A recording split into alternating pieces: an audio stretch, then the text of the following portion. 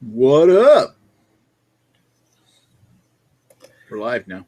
Well, good day, YouTube, and welcome to another episode of BDU. People might show up, they might not, who knows? Slowest night of BDU ever.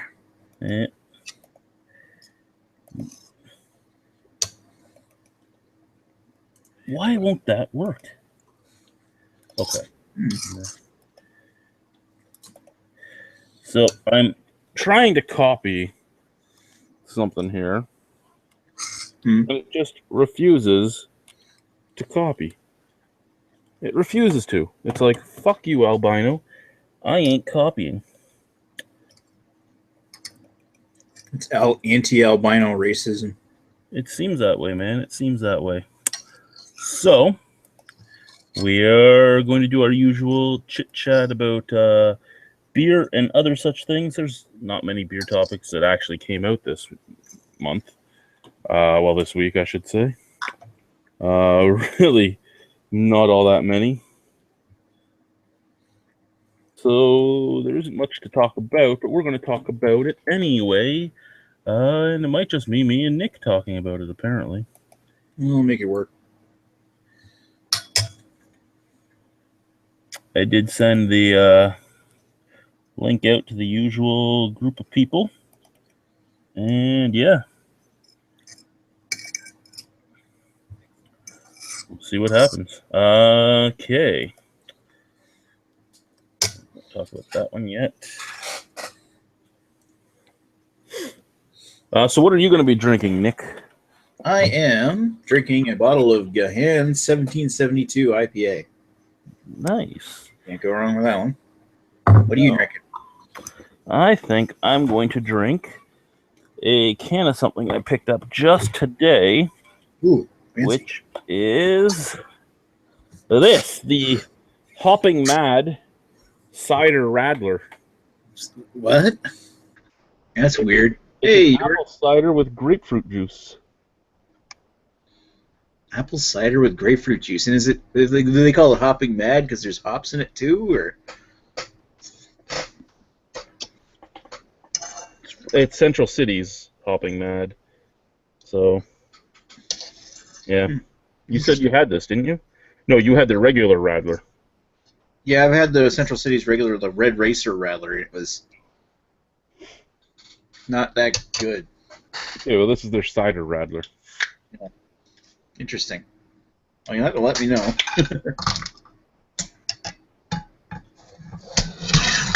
So Ewert's here, but he hasn't said anything yet. Good day, sirs. There he is. Good day.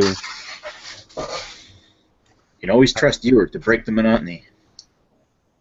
That's what I do. Break stuff.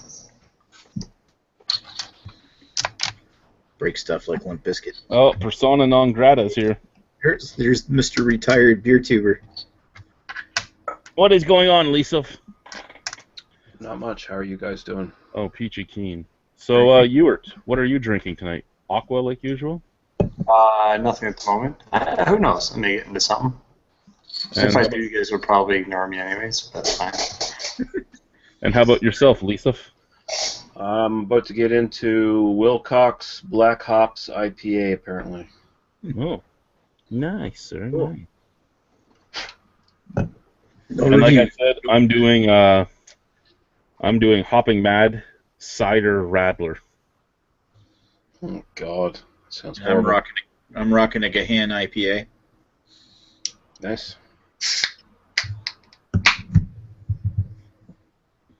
So, first and foremost, is Canada's Wonderland this year will be having signature craft beers. Canada's Wonderland is offering signature craft beers and hosting a brew and barbecue festival. Now, that must be a lot of money to insure a beer festival at a amusement park. But Vaughan, Ontario, Canada's Wonderland, the country's largest theme park, is putting the spotlight on craft beer this summer with several new offerings and events in partnership with McCausland Brewing out of Quebec. The park is offering a pair of exclusive signature beers, Behemoth Blonde Ale and Leviathan Amber Ale. that are described as follows. I don't even care to read what they're described as. They're named after the named after the roller coasters. Both beers are available on tap at the new Muskoka Craft Burger and Beer Restaurant at the Whitewater Canyon area of the park, alongside a selection of other brands from McCausland and several other Ontario craft breweries. But McCausland, no, whatever. The park has also announced that the inaugural Canada's Wonderland Brew and Barbecue Festival will be taking place on June 24th and 25th, with 19 breweries and cideries pouring samples of more than 70 beers and ciders, accompanied by a barbecue food menu created by executive chef Delop Atigla. Right. Okay, there you go. That Actually, sounds- the only good thing to that is the admission to the Brew and Barbecue Festival is included in the park admission. Oh, really? Wonder how much the drink tickets are, though. $2 to $3 each. No. Park admission is something like $60 a person normally. No. Not happening. I was this close to going to, you know.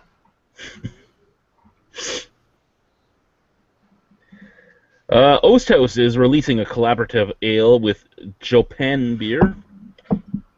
So Osthouse and Jopen beer, which is creating Divine beer.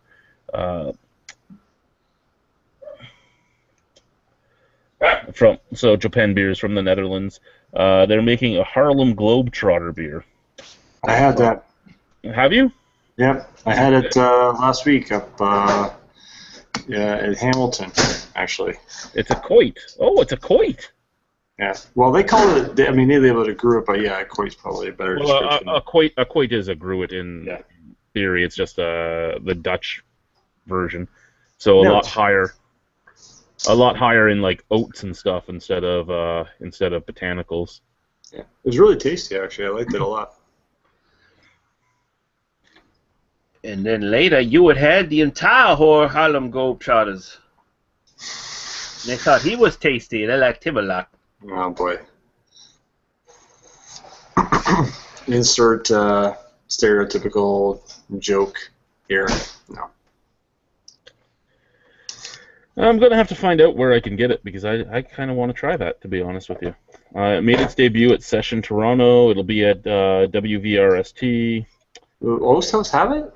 If it was brewed at Oast should have it, but it doesn't say anything about Oast having it. Maybe they just haven't put it on yet. I don't know, maybe they're getting it out to everybody, and yeah, maybe it's worth inquiring, saying, hey, whenever you put it on, let me know.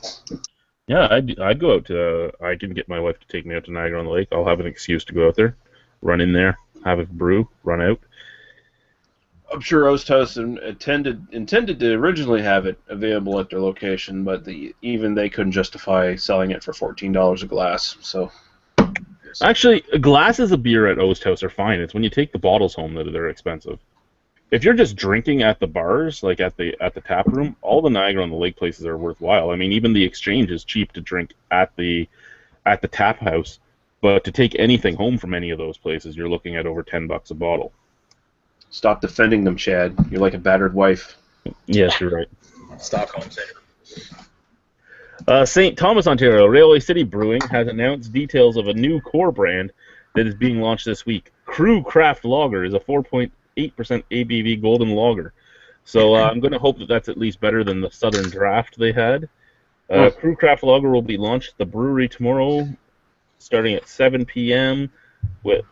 Oh God. Okay. So they released this. They released this last Thursday. They released it on the 9th, but they released it at their once a month like growler club thing. So you had to pay $5 admission to get in, and you could sample the new beer. I'm sure a lot of people were excited to get themselves a growler of lager. I'm sure they were all. Ooh. Actually, I picked up a lager today from E's neck of the woods. Honest Lager made its way to my LCBO today. Nothing honest ever my came God. from them. I forget who it was, but there was like on the NB liquor growler system, some lager from Ontario or somewhere came down here for like $17 a pill. which is like fuck no. Of course I kid, but I mean Spindrift here in Nova Scotia does all lagers, and Spindrift's pretty solid. they're excellent. Muskoka Brewing marked its 20th anniversary with an oak-aged cream ale and Kirby's Kolsch, which was a peach Kolsch. So the oak-aged cream ale is a reinterpretation of Muskoka Cream Ale, the first beer produced by the brewery in 1996, and still part of the core lineup. This 5% ABV beer is described as having the same crisp, easy drinking nature of the original flagship beer, but with subtle hints of oak and vanilla to highlight the sweet malt and floral citrus notes. So it's an Innocent Gun ripoff. Yeah, it kind of sounds like that. Except their cream ale was actually fairly hoppy, so it's not going to be quite like Innocent Gun. Okay. And Kirby's Kolsch comes in the Muskoka Survival Pack. It's a 4.6% ABV peach-flavored Kolsch. It's actually quite a nice beer, and it was named after the late co-founder Kirk Evans, who is not around anymore. Peach-flavored Kolsch. Yep. So it's not a Rattler, it's just like a... No, it's just a little bit of peach added to a Kolsch. Okay. I'm sure that'll be great for all the ladies. I'm gonna try and get my hands on a couple of those oak aged cream ales, but they're like $7 a bottle. So we'll see if any end up around here. Lost Craft moving production to Scarborough this summer. I didn't even know Lost Craft was fully opened. They were supposed to be a downtown Toronto type of brewery. Lost Craft Brewing is planning to move production of its beer this summer to a new facility in Scarborough, the easternmost district of Toronto. Co-founded by Scarborough native Shiham De Silva and a number of partners, Lost Craft currently has its single brand, the Kolsch-style Revive Ale, brewed under contract at Cool Brewing. Okay, so are they opening up their own brewery, or are they going to be moving into like Mill Street Scarborough facility? According to De Silva, production of Revive Ale and the other really great tasting beers that are balanced will soon be taking place at Craft Brewers Coalition, a new facility being opened by brewmaster Jamie Mystery that will be focused on brewing contract and collaborative brands in addition to retail and licensing distribution.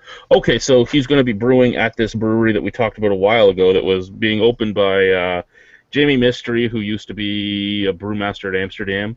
And this place is the place that I was talking about being weird with licensing and all that. I don't know how they're going to sell everything because if you're doing collabs, it has to be done under your name, but he's making it so that other breweries can come from other countries and brew it there. And it's going to be really cool, but I'm kind of curious how it's all going to work too.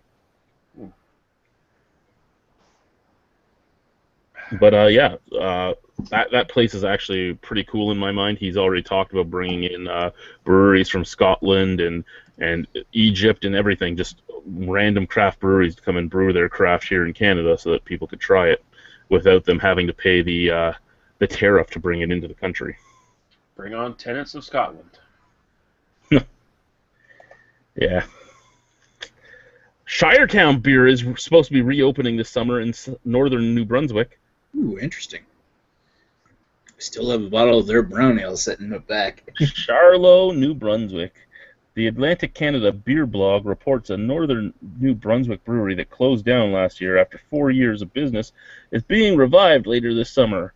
Shiretown Beer is being brought back by the original owner, Derek Leslie, in a new location, 363 Chaleur Street in Charlotte, where it is set to reopen in August. The brewery's three core brands, Blonde de Quay, Big Brown Ale, and Siren's Ale. I actually had the Siren's Ale and the Blonde, thanks to you, 2 years ago, and they were really nice.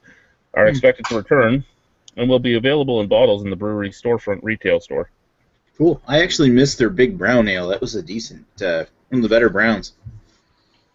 Well, you're going to be able to start getting it again.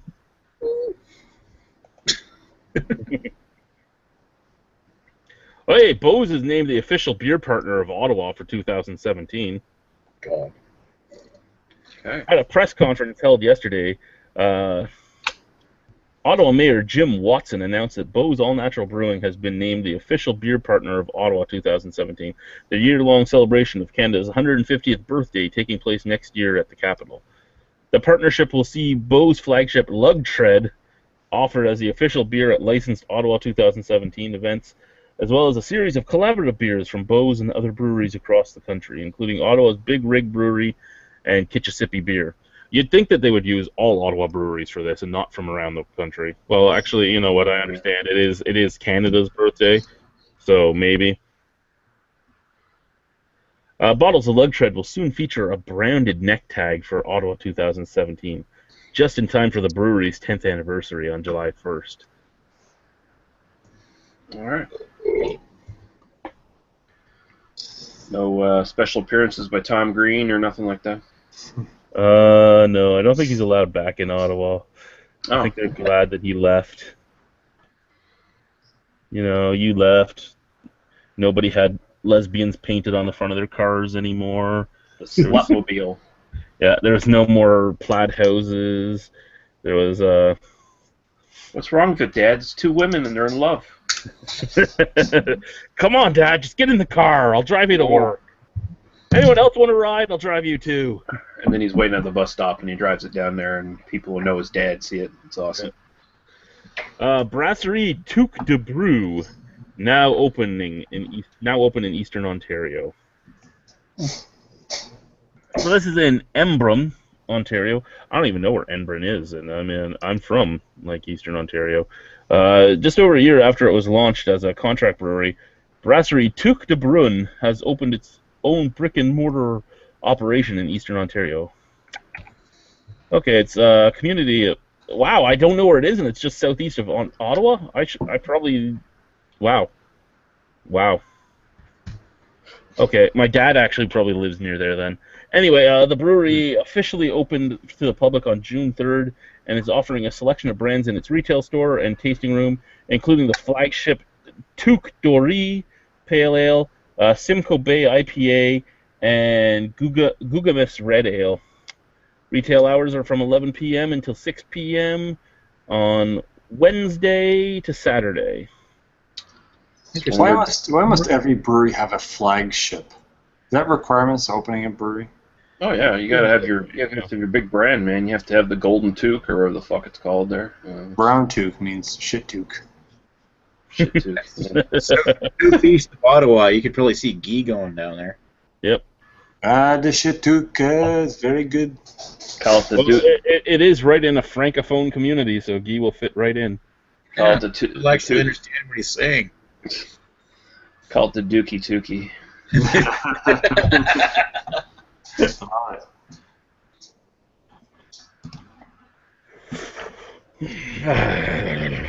We do have two comments here. Okay, what are we? So our friend Greg, Dullahan Brewing, says, good evening, gentlemen. Hope you're all well. Enjoying my last bottle of Old Peculiar here at the moment. Cheers. Cheerio, Gregory. Yes. Peculiar. And winter is coming, says, so I'm taking a road trip to Milwaukee this summer. Which breweries are worth checking out as I drive through Michigan, Illinois, and Wisconsin? Cheers. Old Milwaukee, of course. Yeah. All is driving. Where's he coming from? Did he say? He lives in Barrie, so he's probably going through. I'm going to guess He's gonna go over Sarnia, and then. Sarnia. So when you go across, and once you hit 94, depending on how early you hit it, you could hit Marshall, which you have Dark Horse there, of course, and people love Dark Horse and their sours. Yes. Oh, yeah. No, but Grand Rapids is possibly doable depending on how north he comes across the state, or he hits 94. But if not that far north, when you get through Kalamazoo, Bells is easy, relatively. There's Arcadia, there's Delivery, there's a bunch of ones just off 94. Greenbush is literally exit number 12. You get off, and it's like next to the truck stop. It's right there. And then as you cross into Indiana, you'll get to experience Three Floyds in 18th Street, which are easy to get to off the highway, about 10 minutes off the highway. And then as you pass around Chicago, which I recommend don't going into that, and do not go into that shithole because it's crazy traffic-wise, especially if you're just passing through. And just get yourself up into Wisconsin, and then basically at any gas station, you can get New Glarus, and that's really all you need. If you can go to the brewery, that'd be great. I have not been to New Glarus myself, but the beer is awesome, and it's only available in Wisconsin. So that's my recommendation. Excellent. Yeah. See? It's a good thing we have somebody that travels to the States a lot. I will be making that same travel on July 1. I'll be passing through there. But on my way back out west again into Jordan territory. I mean, Alberta. Jordanville? Yeah. I'll be sure to send my love. You gonna pee on a northbound wind? Is that what you're gonna do? So Stonehouse Brewery opened up in Varna, Ontario. Varna. It has been founded by Mike and Deborah Corey, with Mike having previous experience with a brew on premises operation in London. Located at 76050 Parr Line, the brewery is focuses producing classic beer styles including pilsners, lagers, and IPAs, all brewed using water from an on-site 250-foot deep well. Huh. Ooh. The beer is available in growlers at the brewery retail store.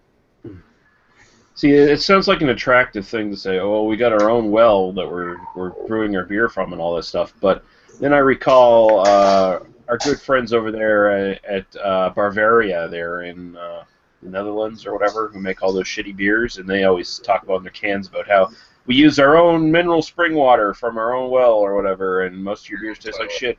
Yeah. So, Yeah, I'm going to open the Walkerton Brewery and get water from my well. See how that goes. Varna sounds like the name of like a Czechoslovakian mail-order bride that may or may not be hot. Like you just got like really blurry photos, so you don't know until she shows up in Canada looking for her green card. Hello, I'm Varna. Oof. So, in Lee's neck of the woods, Two Crows Brewing is opening in Halifax this autumn. Oh, really? Okay. Two Crows Brewing is being opened by Jeremy Taylor, a graduate of the Brewing and Distilling program at Edinburgh's Harriet Watt University, who has spent the last several years working as the head brewer at Bridge Brewing in BC, in Vancouver, BC at that. He is planning to offer a lineup of 4 core brands, along with a selection of rotating seasonals and one-offs.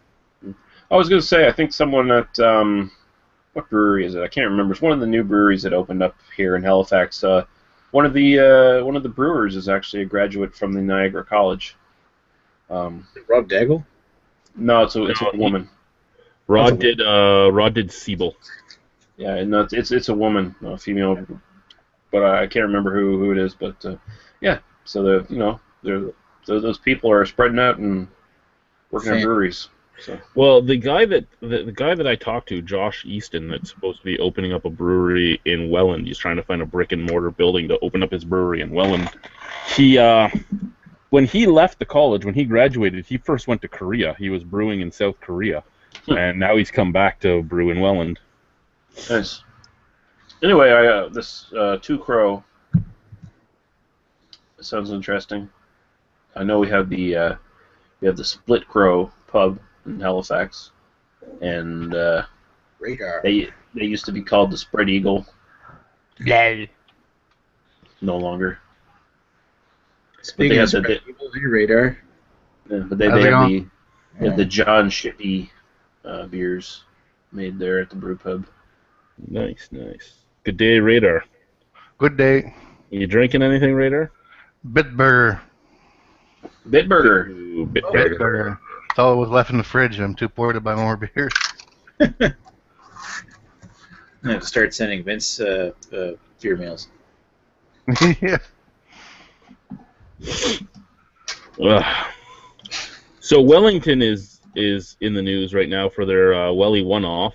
Their new Welly One-Off series is going to be the Prismatic Golden Sour. So Wellington Brewery has announced details on its latest installation of the Welly One-Off series, a small batch specialty beer. Prismatic Golden Sour is a 5.9% ABV sour ale with that was aged in Cabernet Franc barrels for over a year.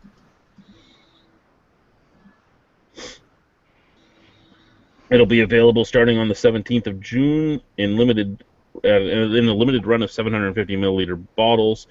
You could have made more of it if you had a limited run of 473 milliliter cans. Just saying. Just saying. And sadly, also in the news was Wellington's president was found dead in his home on the 11th of June. So this Saturday. I've met him several times before. Nick got to meet him last year when we were in Wellington, and so did Guy. He was the larger fellow that was playing on the computer and then sat there and talked to us for the entire time we were in there. Oh, right, yeah, I think we actually did stop and talk to him for a bit, didn't we? Yep. He was a really good guy, kind-hearted, loved making jokes and everything. I'm going to miss talking to him whenever I go out there. My thoughts are with his family, but I don't do thoughts and prayers, so... If I had a Wellington beer, I'd raise a glass to him. Yeah, unfortunately, I have none either. My LCBO doesn't even have any, to be honest with you. I actually was looking for Wellington. I've stopped at two LCBOs today looking for a Welly, and neither of my LCBOs had even one Welly. So I guess you could say they're well off. Welly, Ah. I hope that joke's a one-off. I'm going to drink Side Launch's Dark Ale next. Ooh, dark lager. Love it. Chad, have you had their pale ale yet? Side Launches? Yeah. Yeah, What do you think of that? it's drinkable. Oh, that's generous. Really, I love their wheat, and I really like their dark, and that's about where I end with them. The Bock we tried was fairly good, but the pale and what was his other one? I can't even remember the other one. There was two others that we had. Oh, the Mountain Lager, the pale and the Mountain Lager. I can drink them, but I don't really care for them. Yeah, I went and I got, because I'm not big on wheat beers, so not just basic wheat beers I'm not, but I'm like, all right, I'll give one of these a shot, see if they live up to the standard that's been set for them now, and it's one of the worst beers I've had in a long time. So maybe I'll try the Hef next time, even though I don't like those typically. Yeah, it's he can brew, but it's one of those things. And I remember when we were at Collingwood Brewing Company, we were talking to Chris, their owner and brewmaster, and we were talking to him about what he does. Well, actually, and Rod Creighton, at Sean and Ed, who has been a brewmaster for Labatt, brewmaster for Molson, been the brewmaster at Grand River, and is now working at Sean and Ed. We asked him too, like, how do you decide what beers you like? And the first thing he said is, when I walk into a brewery, I try their porter, if they have one, and I try their pale ale if they have one. Because if they can't make either of those well, I don't want anything else they make. That's exactly why I kind of went right to a pale ale. I mean, that's, to me, anybody should be able to, while it's hard to hide flaws in pale ales and simple beers like that, you should be able to do it. I mean, that's every brewer, or every home brewer starts with a pale ale, for God's sake. So, well, just about anyways, right? But it's one of the simplest styles and most, things that you should be doing and have been mastered many times over if you ever want to have especially the man that's brewing at Side Launch, Mr. Dennison himself, like he's been brewing what was considered Canada's best wheat beer for over a decade. Like, it always won the wheat category every year.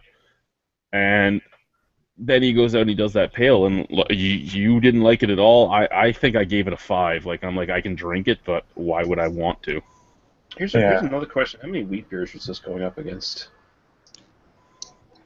I don't know how many he was up against this year, but I mean, I'm trying to think of like great Canadian wheat beers, and I don't exactly have a really impressive short list.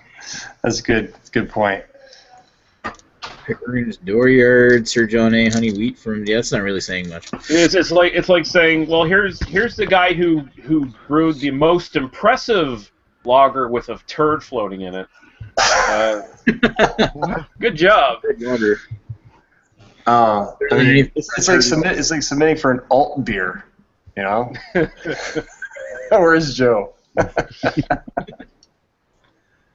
Oh, I mean, Side Launch is an impressive building. It's an impressive building. It's huge. They have a huge amount of ability. Like they can, their just volume is gigantic. And then you look at what they put out, and you wonder what's going on. Like, I don't get, unless you're just trying to be the median guy, the brewery that's just there to be the stepping stone brewery. I don't understand why you'd have that much volume and put out nothing but a dark lager, a pale, a wheat, and a regular lager that tastes like a macro beer.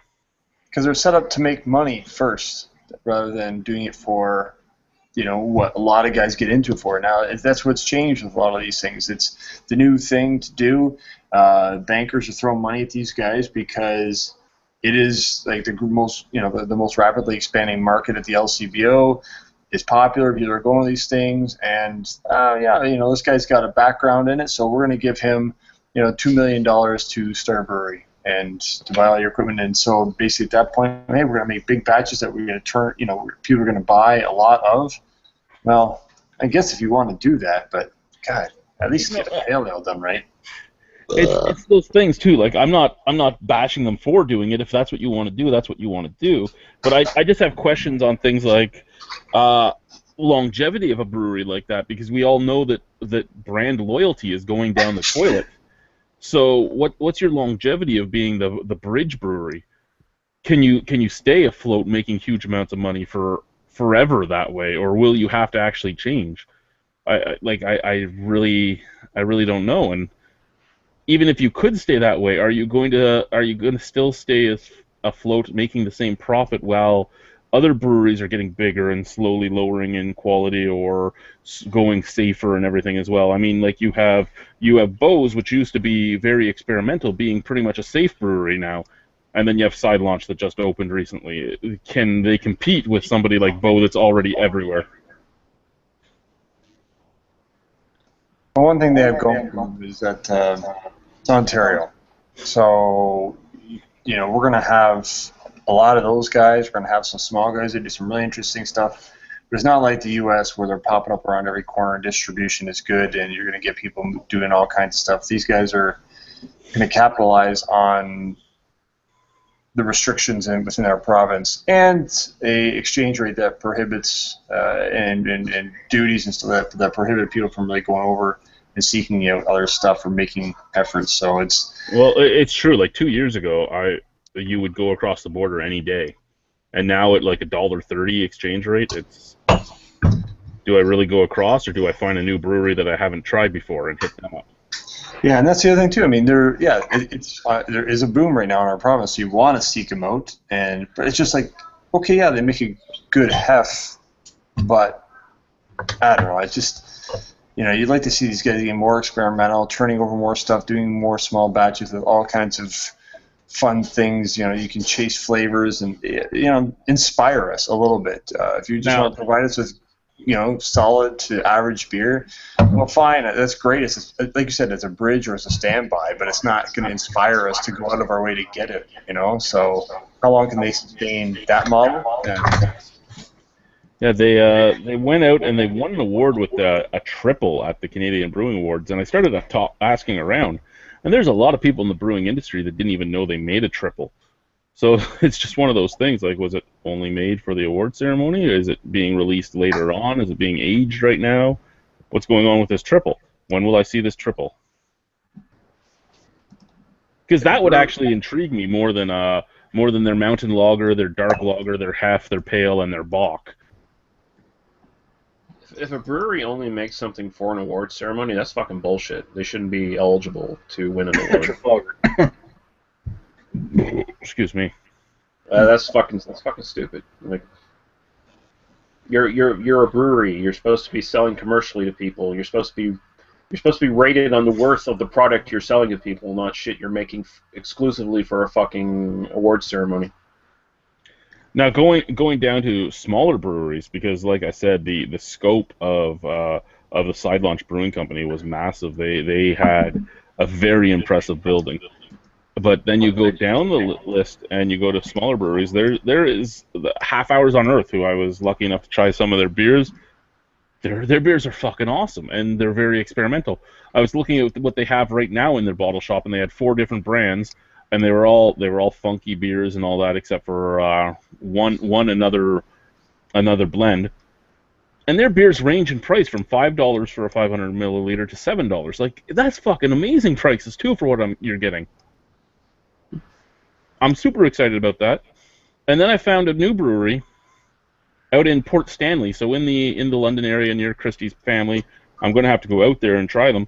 But they're this new little brewery in Port Stanley, of all places, which is nothing but a camping area and a place for tourists to park their boats.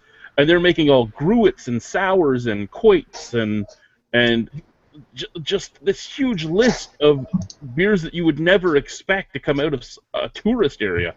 Who's that? Oh, what's their name? I'll have to tell you when I get upstairs. It's like Lost Castle or something. 1 second. Let me just open up Google.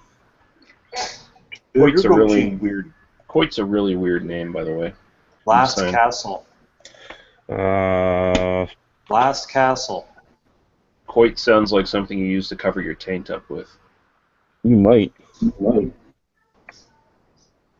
I mean, yeah, there's all you have to do is add a couple letters to the end of Coit, and you have all kinds of fun beer pun names. I think you were right there. Last Castle. Last Castle. I know what I'd call it if I was making a Coit. I'd call it Coit this. Coitus. I Coit them? Who? Coit us? What? I don't know. And if you wanted to get a little bit more in depth, you could say like Coit you, Coit us, Coit this. Yeah, it's like. I'm looking at the map. There's also a Railway City Brewing Company not far from there. Yeah, that's in St. Thomas. Yeah, they're another kind of. If you're going in that area, I would be visiting this place, and I would be visiting breweries in London.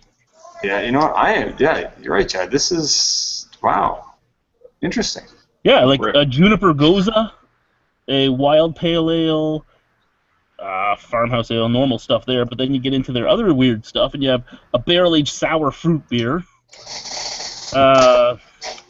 Conifer Pale Ale, a dark gruit, Chaga Baltic Porter. Whatever the hell that is. Chaga mushroom. Ugh. Yeah. Ontario Wild Fruit Ale, a wild apple cider.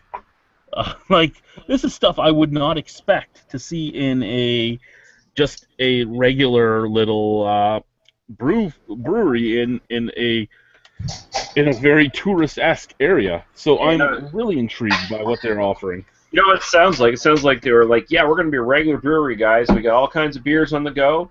And then one day some guy left all the tanks open and all these fucking local bacteria and yeast got into them. Some good Lake Erie bacteria. Yeah. All of a sudden we got a whole bunch of kings of the forest on our hands here. We better start rebranding, guys. Hey, man, that was intentional. Mm-hmm. Bullshit. Another bit of news for here in Ontario. LCBO sales hit 5.57 billion. New beer, cider, and spirits numbers are out. The LCBO announced today, and this was actually published today, so we're not old, the 2015-16 fiscal results highlighting net sales growth of 6.8% at $5.57 billion. A dividend of $1.935 billion was transferred to the Ontario government, 130 million more than the previous year.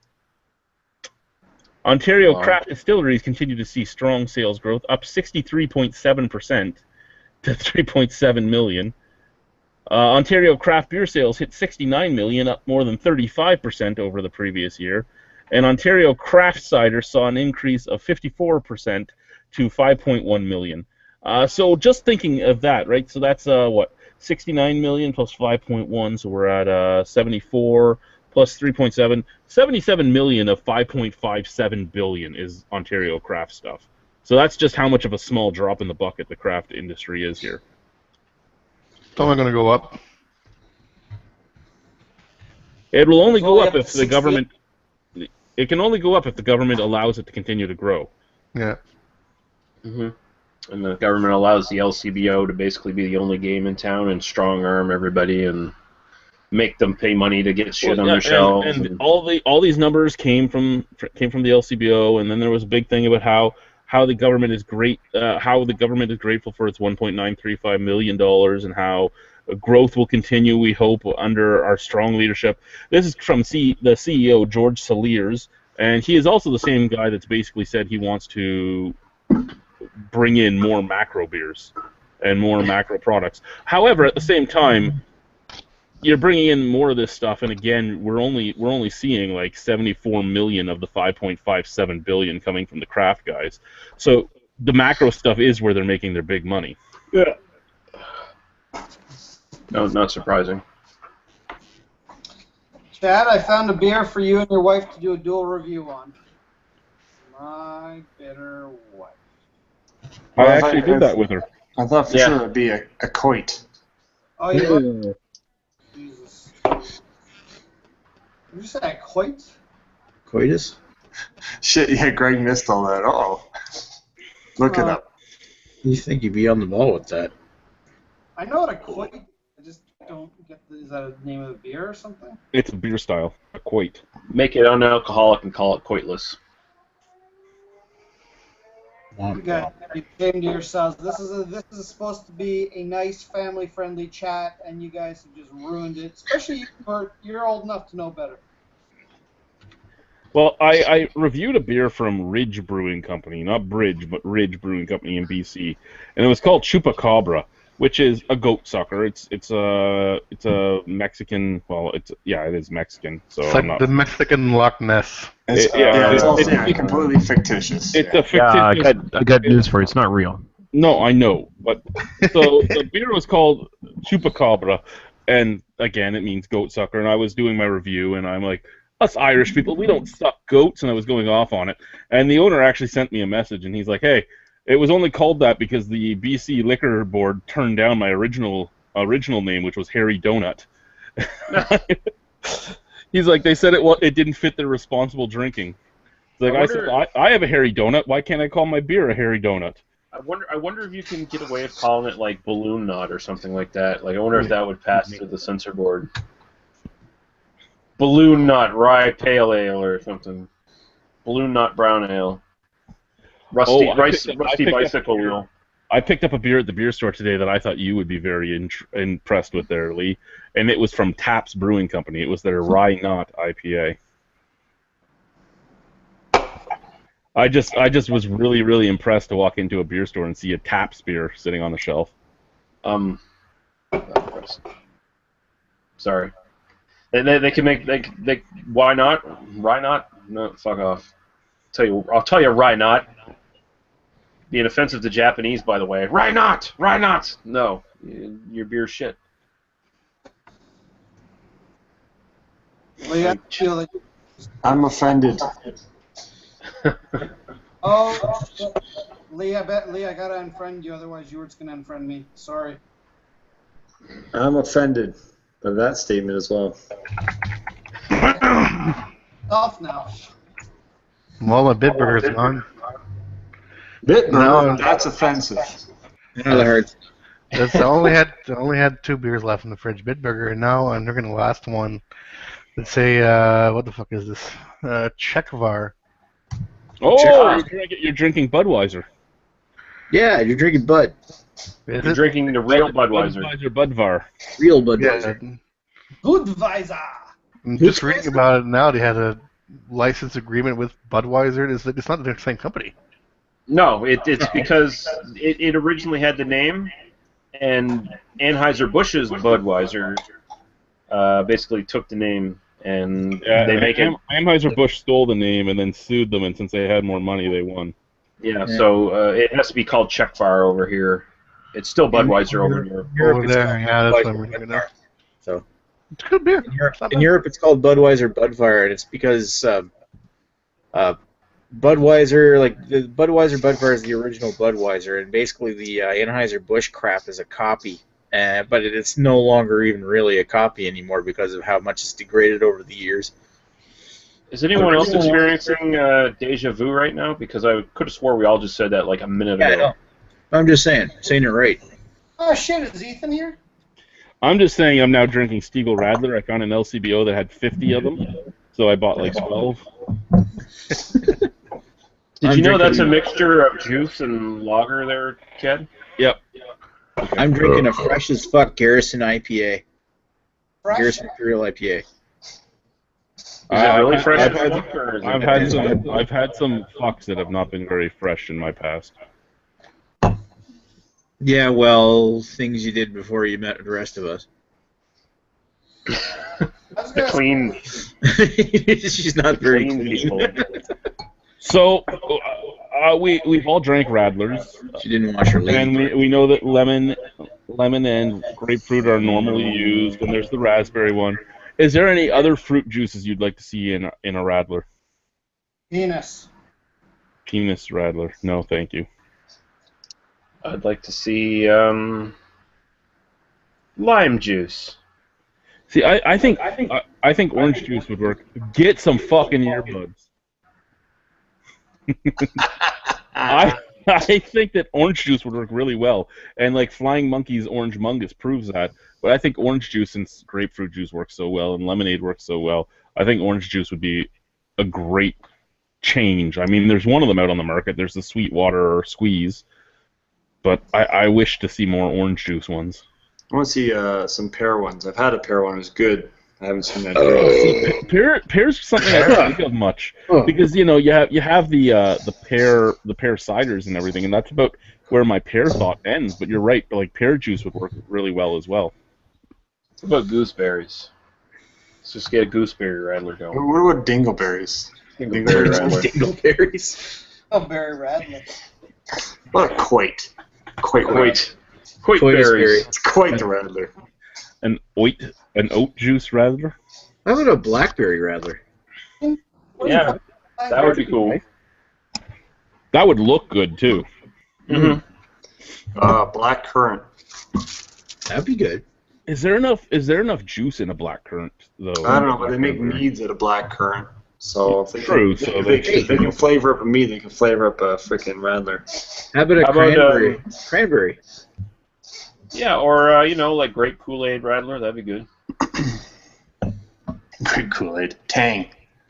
Oh, a Tang Radler. Grape drank Radler. You can make your own. Radler, yeah. Just freaking throw a scoop there, stir it up, and done. I think I'm going to buy some fucking Tang and do that next week. I'm going to do some beer alchemy videos of Tang and lagers. Yeah, you should do lagers, IPAs, all kinds of stuff. Especially aged red racers. It works perfect in that. You know? Oh, yeah. Oh, what do you know? I live in Ontario. I can get aged red racer all the time. So can I. I bet you I can get older. Yeah, the older ones are in Alberta. They send them out by the truckload. No, they just take so long to get here that they're the older ones. You know, you're fighting for your life, man. You can't rush these things.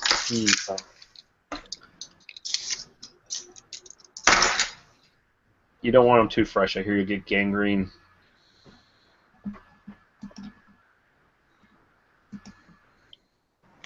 I actually thought that I had like flesh-eating disease in my armpit. Somehow I got like some weird diaper rash in my armpit, and my skin was rotting away. It smelled like shit. It was bright red. It's called eczema. I figure anything in any bacteria that goes in your armpit is probably taking its chances anyway. So you're probably safe.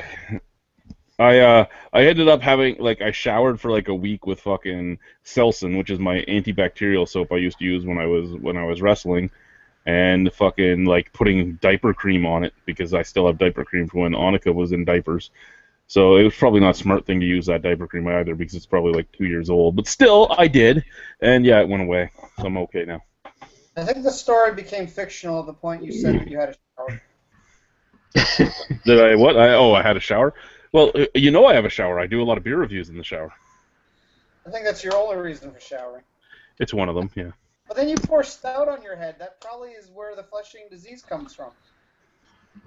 So I posted a picture on Instagram about a week ago, and Robin, the thirsty wench there, posted a comment on it because I had this facial expression in it. She goes, "You're on the toilet, aren't you?" I'm like, no, I'm not. But then I was reviewing a beer last night actually. Last night I was reviewing a beer, and I got the emergency shit pains, and I hit pause on my camera and finished the review from the toilet and posted the picture from the toilet for her. And I said, Robin, now I'm on the toilet. You know, you're just feeding into her fetish, right? I'm okay with that. That's dedication to your craft. Or your craft. Craft. That's quite the story. Oh my god. I'm Okay, now quite I need to get impressed. another beer. I need to get that fucking 12% Hollandia if we're gonna start fucking doing those kind of puns. Oh, so did you enjoy that beer, the black IPA? It was weak sauce. See, I thought it was more like a porter or a stout than a black IPA, Yes. which made me actually enjoy it more. That's why I like it. It was actually didn't have the big fucking dank cat piss hops going on with it. So, Yeah, and I actually sent that to them. I'm like, just lie and say it's a porter, man. Don't call it a black IPA. It's a fine porter or stout. they could have gone. They could have got along with robust porter. I think they could have easily. Yeah. Favorite beer I've had so far out of the ones you sent me though was the Innocente, the rye one. Oh, the rye saison, the 1815. Fucking awesome. Yeah, he dropped off a bunch of those that had slightly wrong labels or were slightly underfilled. So he dropped off a couple of them, and I gave Nick one of each to review with Guy and them, and then I sent the other one out to you. Yeah, I think we reviewed that one already, me and Guy. Or Guy did. You guys did that with me, I think. And I gave Waterloo. Did we? the Waterloo 1815, and then the Giants Causeway was the other one I sent them. Giants Causeway was interesting. Yes, it is. Yeah, go get the 12% Hollandia. 12%. I don't think he can hear us. His mic is off. And he's gone out of the room. Yeah, I sent him the Hollandia Extra Strong. Oh. 12%. I walked into a beer store and I ordered one of them, and I ended up getting two. So I sent him one. But surprisingly, it isn't as bad as I thought it was going to be. It smelled like it was going to be horrendous, and it tasted okay. It wasn't good, but it wasn't what I thought it was going to be. And we got three guys with mics off: Bielog, Ewart, and Lee. Well, I'm here. Oh. I'm listening. I just turned it off because I got a lot of I got the chaos in the house here. I'm watching the 23 press conference. I'm trying not to disturb the guys with noises. The You what were press watching conference? what press conference? Sony press conference. They're showing Kilkenny? videos. Kilkenny press conference? Kokanee. Are they trying to find the Sasquatch again, or what? Is it Kokanee or Kilkenny? I wish there was a Sasquatch. Have you guys watched the movie Yoga Hosers? Not yet. Not really. Doesn't ring a Looking bell. for- It's Kevin Smith's newest movie, Yeah, it's got his daughter. It's got Johnny Depp's daughter, and Johnny Depp.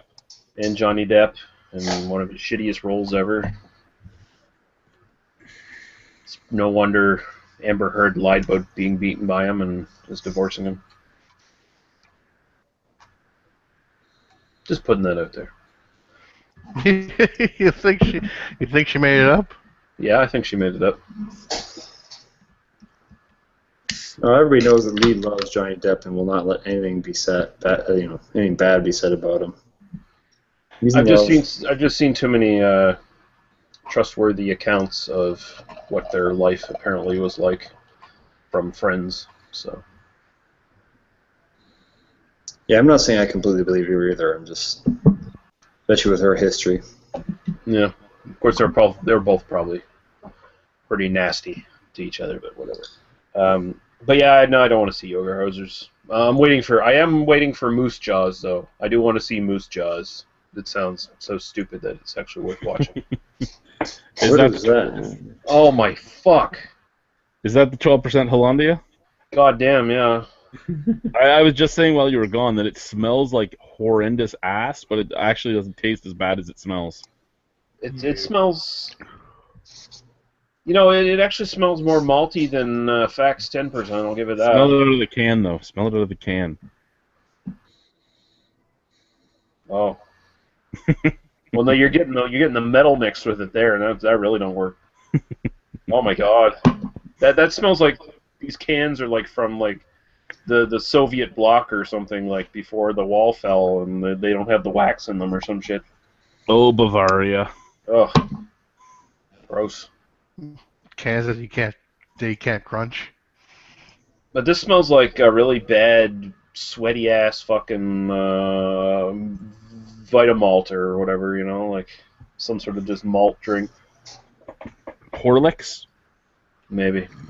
Terrible.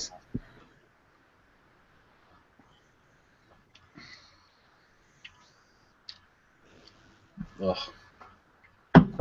You can, I can taste the maltose in it. That's what it is.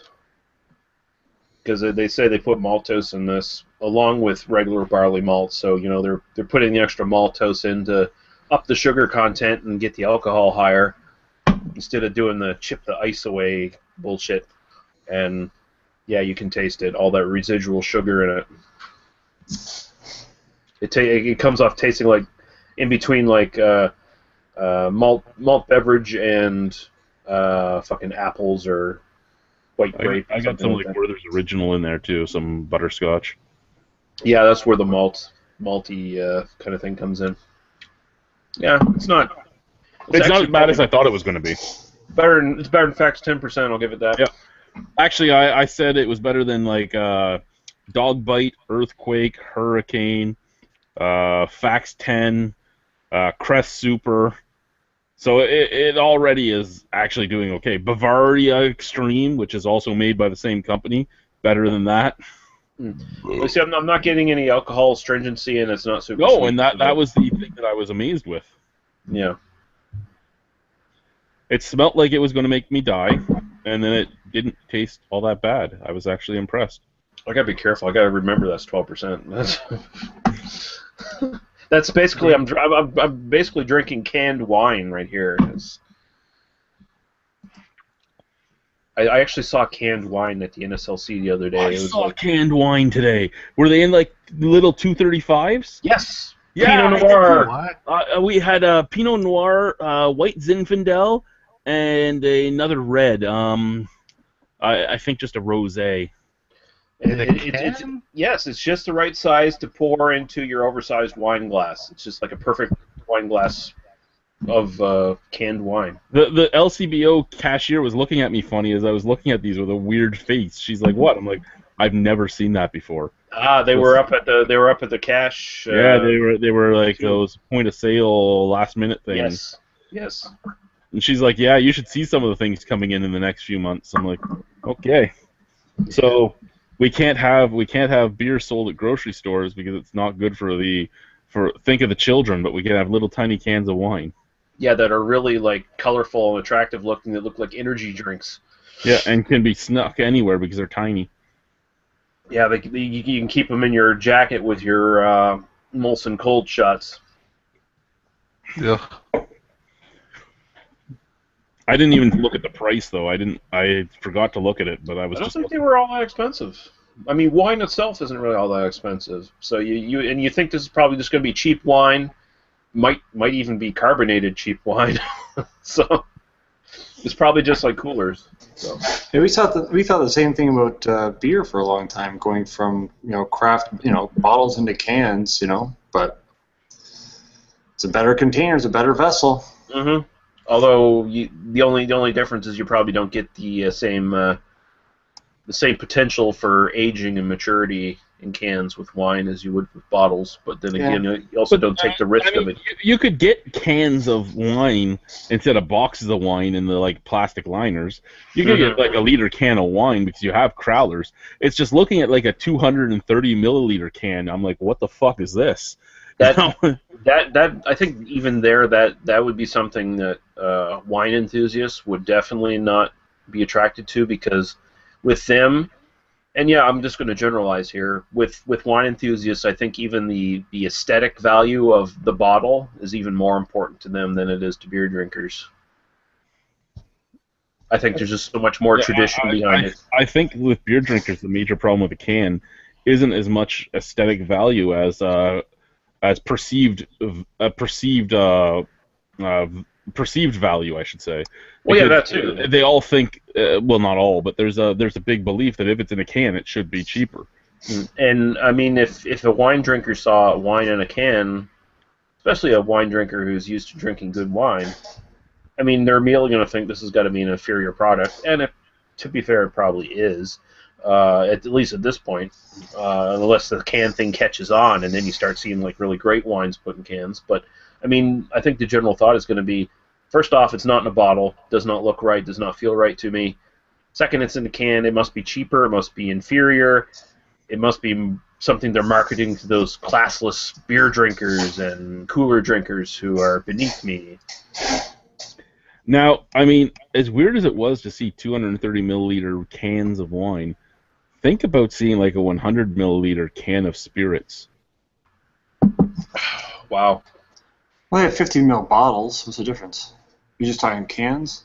Yeah, just the surprise you'd have walking into a store and seeing like a 50 or 100 milliliter can sitting on the shelf. If you saw Lafroy quarter cask in a can, would that not be the weirdest fucking thing to see? It would be. I'm wondering But, how I mean- can liners would hold up versus glass when you're talking about spirit versus the other stuff. I'm Yeah, not I sure. don't know. I mean, what's the highest ABV thing you've seen in a can? For me, probably 12 to 14% is the highest I've seen in a can. Yeah. Can that like oil spray they put in the can liner, can it withhold a 40% alcohol thing? Yeah, that's a good question there. Don't know. You kind of think it might, because what about plastic whiskey bottles? Plastic whiskey bottles do fine with like 40% and above. It's true. You, sir, are the container expert. You find this stuff out for us. I will. Because this could be something interesting. I mean, You know, it was like I just had this weird facial expression the whole time. I'm looking at them, going, "What are these?" You know. And I almost bought one just to bring it home and review it, but I'm like, I have an allowance. I don't know how close I am to my allowance. I got to put it back. I got to imagine it's already been discussed at some point. But the big thing, like we'll see, for example, like we sell like Wiser's Deluxe, for example, in U.S. in flasks in a very small amount. Up in Canada, everything's in plastic flasks. Down in the U.S., we have to do a special run of glass just for the States. You know why? Because it's got to smash. They love to fucking throw their flasks, man, when they're done. It's just crazy how like there's certain things or certain weird hang-ups that people have with spirit that again, we're talking about perceived value and all that stuff. When it comes to certain things, there's requirements that these sort of ideas that are hard to break. You know, so certain markets require certain things, and certain, you know, we put whiskey in a plastic bottle, man. It's basically like saying I am a valued product, not a nice product. So yeah, you become whether the quality holds this to be true or not, you are immediately perceived in the market as the budget brand, exactly. and no one really wants that. They No. can help them. So No, I mean, unless that's what they're going for, you know. But it's like Yeah. a lot of these guys, that's not what they're going for.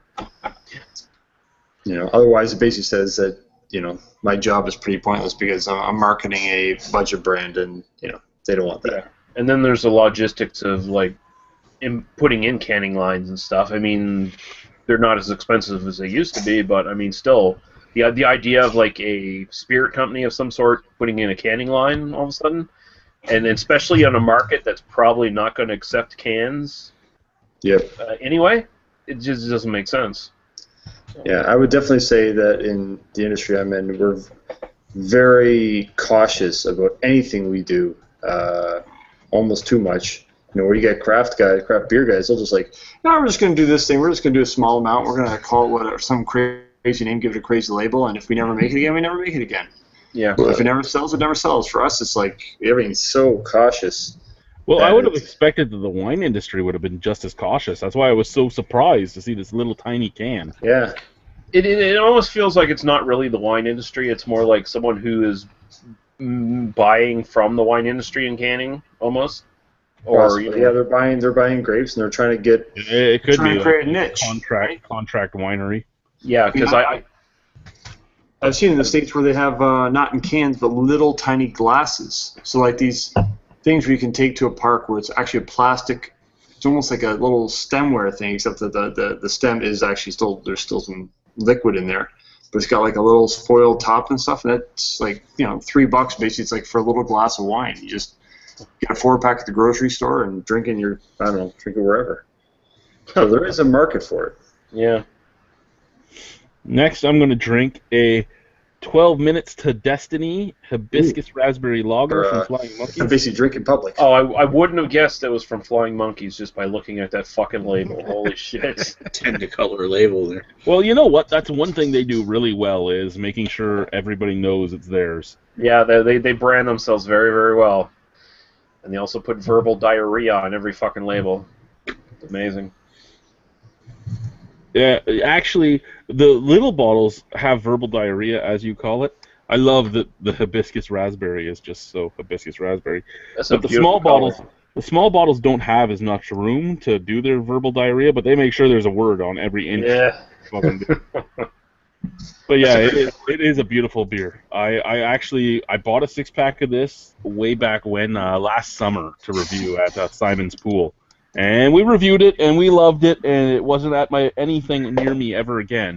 And then this year they put it out in mass, and they got it into the LCBO and the beer store, and so I'm gonna probably buy a bunch of 12-packs of it. I can see why Rattlers are much more popular this year, probably, than... I mean, I think it's the last couple of years they've been catching on, but I think everyone's basically doing Rattlers now, right? Well, Flying Monkeys has been doing Rattlers for about 7 years, like a lot of them, too. Mm-hmm. When they go to a festival in the summer, they have usually like 2 or 3 real beers and then 10 rattlers of all different flavors, like a loganberry, a gooseberry, an orange, a lemonade, a grapefruit. Like they bring everything. I neglected to go see the Flying Monkeys booth at your festival there. I don't know what they had there. The guy that they sent, I have never. This was my fourth festival because we had the November one, but I've never worked at a festival, been to a festival, or ran a festival that so many sales reps forgot things. Like, how many tables? We brought 14 tables with us, 14 of my own tables. I said I need 3 for the door. I only had 3 left, and there was breweries still looking for tables. Like, so 11 tables were given away that day. Between me and Brimstone, there was 6 event tents. All 6 of them were being used. Like, it was the weirdest thing ever. And then the guy from Flying Monkeys came up to me and he goes, "I forgot my beer gas. Our system uses beer gas." I thought that was an Ascente. Not an Ascente, No. but... No, that was Flying Monkeys. Flying Monkeys forgot their beer gas, and fucking Nickelbrook forgot their draft lines. Yeah, everything but the lines. So, Nickelbrook, John was furious. He called me freaking out, too. He called my cell phone freaking out. He called his sales guy freaking out. He had to send one of his people from Nickelbrook itself to meet the sales guy that was at my festival in St. Catharines, like halfway, to do a trade-off and go back, because nobody had any extra lines. And then the Flying Monkeys guy's walking around. He's like, I gotta find some beer gas. I'm like, well, you can go ask people, but I'm pretty sure everybody's running CO2, man. And he comes back and goes, everybody has CO2. I go, I can't help you. I have a CO2 regulator in my van. You can have the CO2 regulator, but I don't have a CO2 tank or lines for you. He's like, oh. So then he had to go around and find somebody that could lend him some lines and a canister. I'm like, you're lucky that I even have a regulator on me. Like, normally I wouldn't bring it, but I just threw it in my box thinking maybe I'll need this. Like, because when I'm not using my kegerator, I take my regulator off just in case anybody needs it for anything. And then when I run the kegerator again, I just put the regulator back on. Chad might have a lot of gas, but he doesn't have the gas you're looking for. I don't have what you need. This is not the gas you're looking for. But yeah, it was just the weirdest thing ever. Like, all these breweries that were showing up without anything. Like, fuck, man, you're lucky. You'll have to send them a note next year. Hey, reminder, bring this, and this. You know? Yeah. Hey, reminder, bring your gas, your CO2 tanks, your lines. Bring your beer. That would be a big help for the beer festival, by the way. Or here's a list of things we do not supply. We don't supply your staff. You actually have to send people from your brewery to sell your beer. Kind of. Wait a minute. Chad doesn't supply the big-breasted females to serve the beer. He should, but he doesn't. Yeah. Did you have to have really big breasts? Jesus. That's real half-assed, Chad. Come on. I'm offended. Yeah. Get the Why trigger can't it warnings be a up for really dealers. hot girl, with no tits? Does she have to have really big breasts? No, we'll do all shapes and sizes. Yeah, exactly. We need variety. I'm more of a hand size. Anything. Oh, motherfucker! Anything over a hand size, you're just wasting too much time. Yeah, but not everyone has the same size hands, so Hey guys, remember when we had that productive chat with female brewers about all this nonsense in the brewing industry? Yeah. No, I don't remember it either. Yeah, right now my fiance is drinking a chick beer, so. Is she there? All right, not in the room. She's in the condo right now. What is she drinking? Molson 67. Oh. I think that's more a hipster gym monkey beer than a chick beer. Okay, hold on. Those are different things. Okay, hipsters don't go to the gym. They're all skinny. I don't know how they do it. Stuff. Yeah, you're talking with the poser gym guys. That's what the drinks. Yes. The guys that have the diaper on their heads. What you call it? That kind of haircut that I see. What? I think you got something got lost in translation. The French to that English kind is of gone. that haircut. Ghee? No, I know.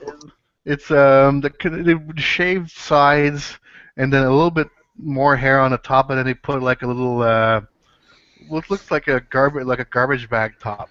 If I can find a picture in there, hang on. Okay. You know what I mean? No, I have no clue what you mean. Damn it! I'm, But they have like a little ponytail on top of their heads. Dude. Oh, you're talking like the guys with like the top knots. Like a man. Yeah, top knots. I hate that fucking hairstyle. And Pseudo I think those are the guys that drink Molson 67. And man buns. Yeah. Man, oh god.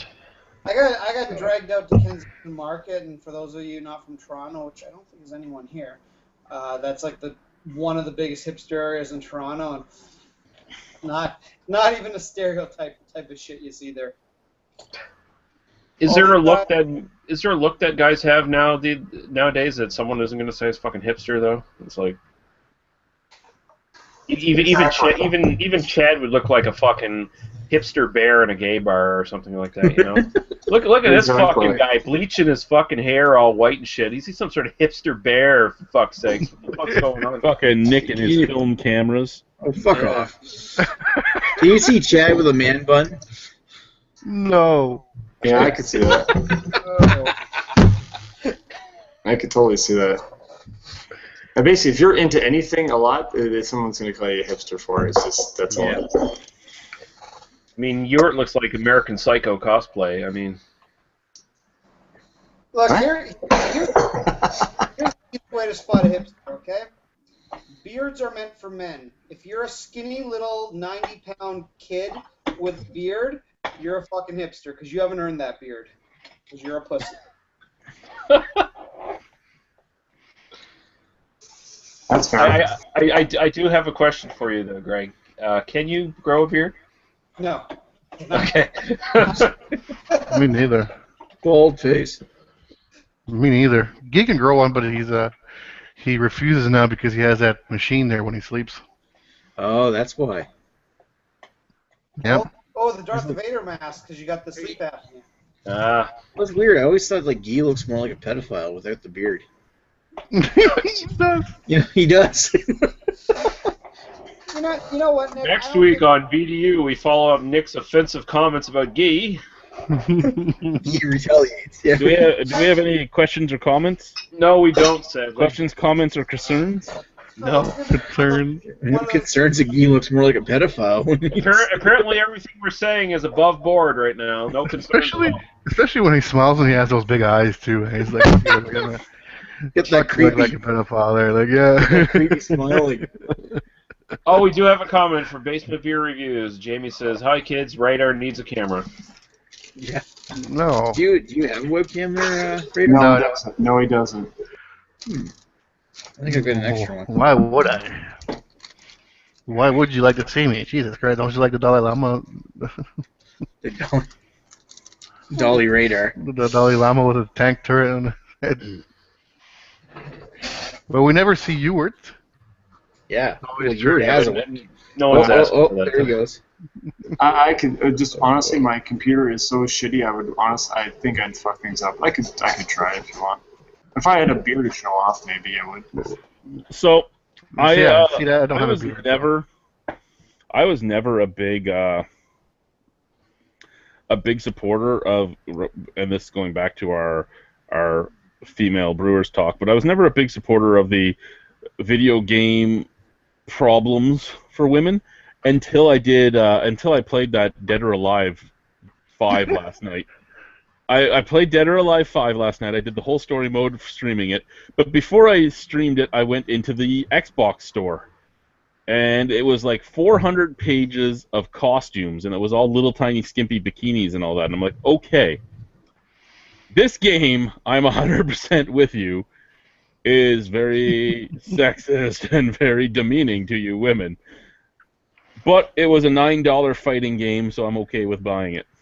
Yeah, let's be honest here. Not a lot of people actually play those games, and the people who do play those games are sad fucking white dudes sitting in their basement who have never gotten any. I mean, I seriously. thought you were really talking about me until you said never got any. No. But I mean, let's be realistic. Those games. Like, I was playing this game, and I'm like, okay. Until I got into this game, I didn't really see it all. I think fighting games are where it happens the most. Like you think of this, and then like I have Soul Calibur, and a lot of the girls in Soul Calibur have alternative costumes that are almost nothing, and I'm like, wow, I'm actually starting to see it as I get older. Yeah, I mean, let's face facts. Video games are marketed towards dudes. They really are. I mean, for the most part, they are. I mean, one of the options was breast movement. You could have regular DOA or natural. And I actually even said it when I was starting the video. I'm like, any game that decides how your breasts move in a slide bar really has some problems going for it. Yeah. I'm like, it's a fine fighting game. Like, why did you have to ruin it with let's make everybody as naked as we can? Well, I mean, every game that comes out that has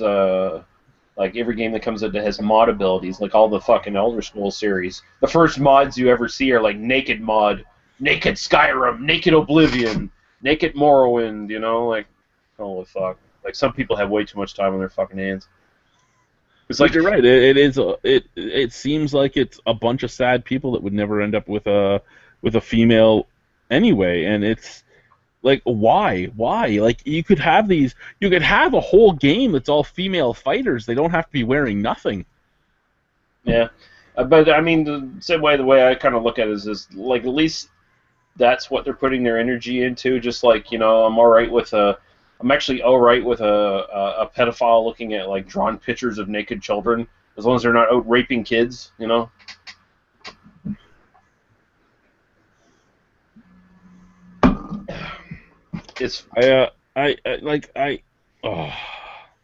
And then I'm playing the game, and some of the costumes, I'm like, you know what? Costumes should really modify what you can do. I'm sorry, if you're in the tightest evening dress ever with like 6-inch heels, you should not be able to fly around the room bitch kicking me in the face. It just shouldn't be able to happen.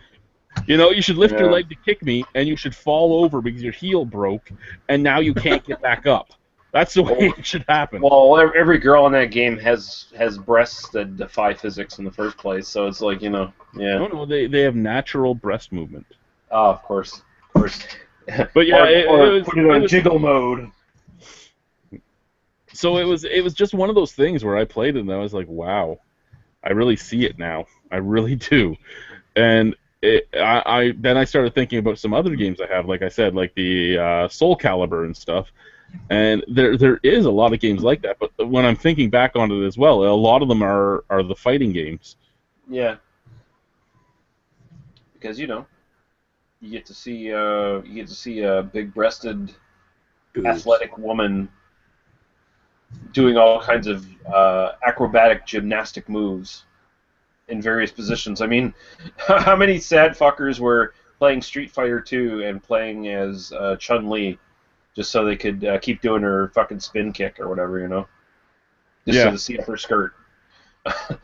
It's kind of weird. Like if you watch people who do Let's Plays, like whenever it's like some dude doing a Let's Play with a game, almost always if they have the option, they make a female character for some reason. There's something weird about that, I think, in a certain way. Like they always try to make like I notice like 9 times out of 10, it's like, oh, I'm starting up Skyrim. I'm gonna start my character. I'm gonna make a female character who's insanely hot. I think partially for those Let's Play guys, it's because they'll get more views. That too, yeah. It's one of because the weirder people are the people that actually watch the Let's Plays. Yeah.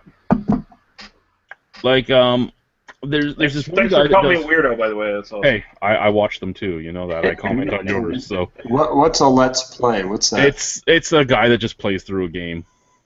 Oh, okay. Puts it on video and people watch. I guess. But there's a guy that does all the mods. He reviews every mod that comes out for all the different games. And like you said, his Skyrim mods, his Fallout 4 mods, his like the mods for The Witcher and all that. He's always either with a female NPC or a female period. Yeah. And hey, The Witcher, you don't even need mods. I mean, The Witcher has like sex scenes in it, for fuck's sakes, where The Witcher's just going around fucking every chick he meets. And then I play these games, like when I tried to go through the story mode for Mortal Kombat, until I realized that you could skip through them, it was like an hour of fucking cutscenes between fights. And then I'm playing this one. This one was harder to skip through, but I'm sitting here and I'm like, well, and I didn't skip through them because they actually were a lot shorter videos, but I'm playing it and I'm going, what happened? Because you'd have your fight, the fight would be over, and then it would say a few days later, and you'd start your next fight. I'm like, well, what happened? What's the story? And like, you spent so much time making millions of costumes to make the girl's nipples poke out, but you didn't give me the story at all. I have no clue what's going on. I'm surprised they even put the pretense of a story on a Mortal Kombat game. Thank you. Those games are so fucking shallow to begin with that the stories just look like bullshit. Well, this was Dead or Alive 5, whose story was even worse. Yeah. All right, I'm back. Good day, Rada. So you guys weren't talking about me while I was away? No, we're talking about sexy video game girls.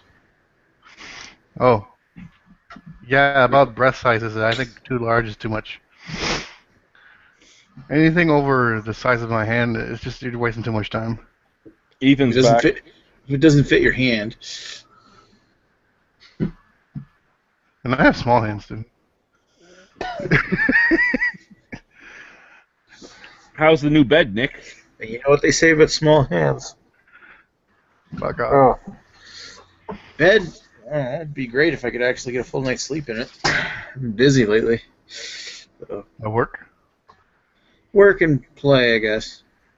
I didn't get a lot of sleep yesterday because I was out with a photo club all day He was yesterday. playing with his film camera. No, it wasn't. I wasn't shooting film. Not this time. I'm shooting waterfalls. Yeah, it was. So, I know you posted on Facebook. yeah, you saw the pictures. He was shooting pornography on that bed. He's become a pornographer for extra money. Wonder if you can do a sexual long exposure. Just get that motion blur.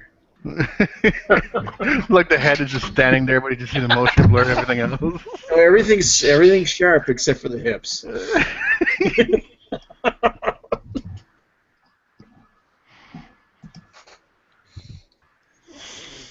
I thought Guy was gonna be on tonight. I called him up earlier, like at 7:30. I asked him, "Is there a BDU tonight?" He's like, "Probably." He was probably ready to get right on, and then you guys start going off about how creepy and serial killer he looks. And He he's looks like yeah, a pedophile. Fuck you guys. yeah, so you're I like, don't want to play with kids. I want to fuck Chad's dog. that makes it better. What the fuck? Which one? The black one? Oh yeah, have you ever seen him when he's with Stella? Yeah. Yeah. He loves Stella. Too much. Yeah, this conversation really went. I mean, I'd be peace with your cat. I usually hate cats. I thought he would want to do scat play with Frank. Frank? Who's Frank? Frank the, The shitty- brown dog. Oh, the white, brownish, Yeah, Yeah. the Chaputi Solly. the one that eats shit. The German Shepherd Collie Maltese Poodle. Okay. He's a Chaputi Solly. If everybody else can make a designer dog, so can I. Yeah, I poop solid as well. That's good. Who poops solid?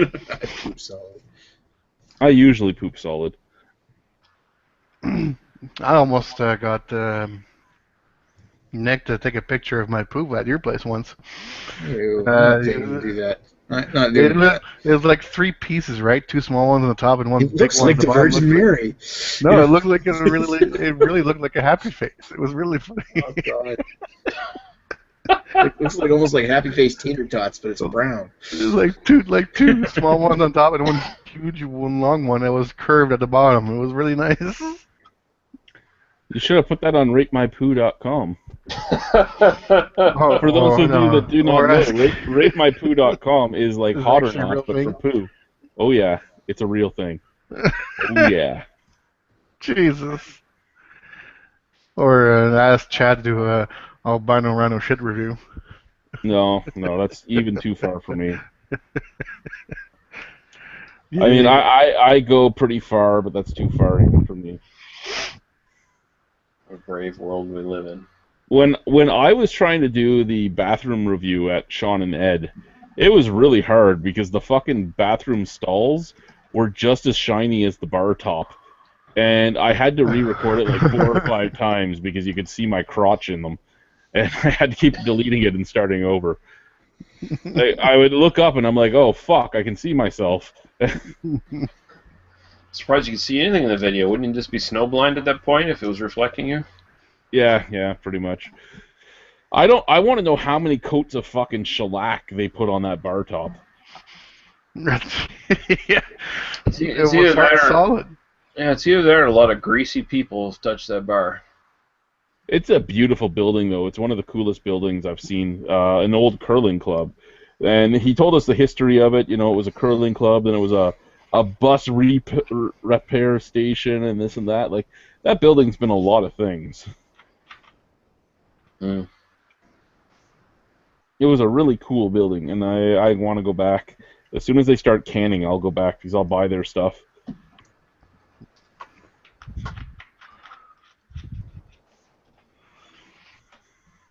So I think I'm going to Black Swan next week. I'm going to Cameron's on Father's Day to get drunk at the Father's Day picnic, and you know, That'll be nice. try and stay away from my Cameron stalker. She's actually the one that emailed me to see if we were coming. So yeah. If you were coming. Yeah, if I was coming. I don't think she'll like me anymore. I've gained a lot of weight since last year. I think I'll be okay now. Unless she really has a Santa fetish, and then I might be screwed. Literally. Literally, yeah. Oh, that's such a good beer. Which one's that? The hibiscus raspberry lager. Oh, the 12 Minutes to Destiny. Yep. Hey, you sent me one of those. Yeah, it's such a good beer.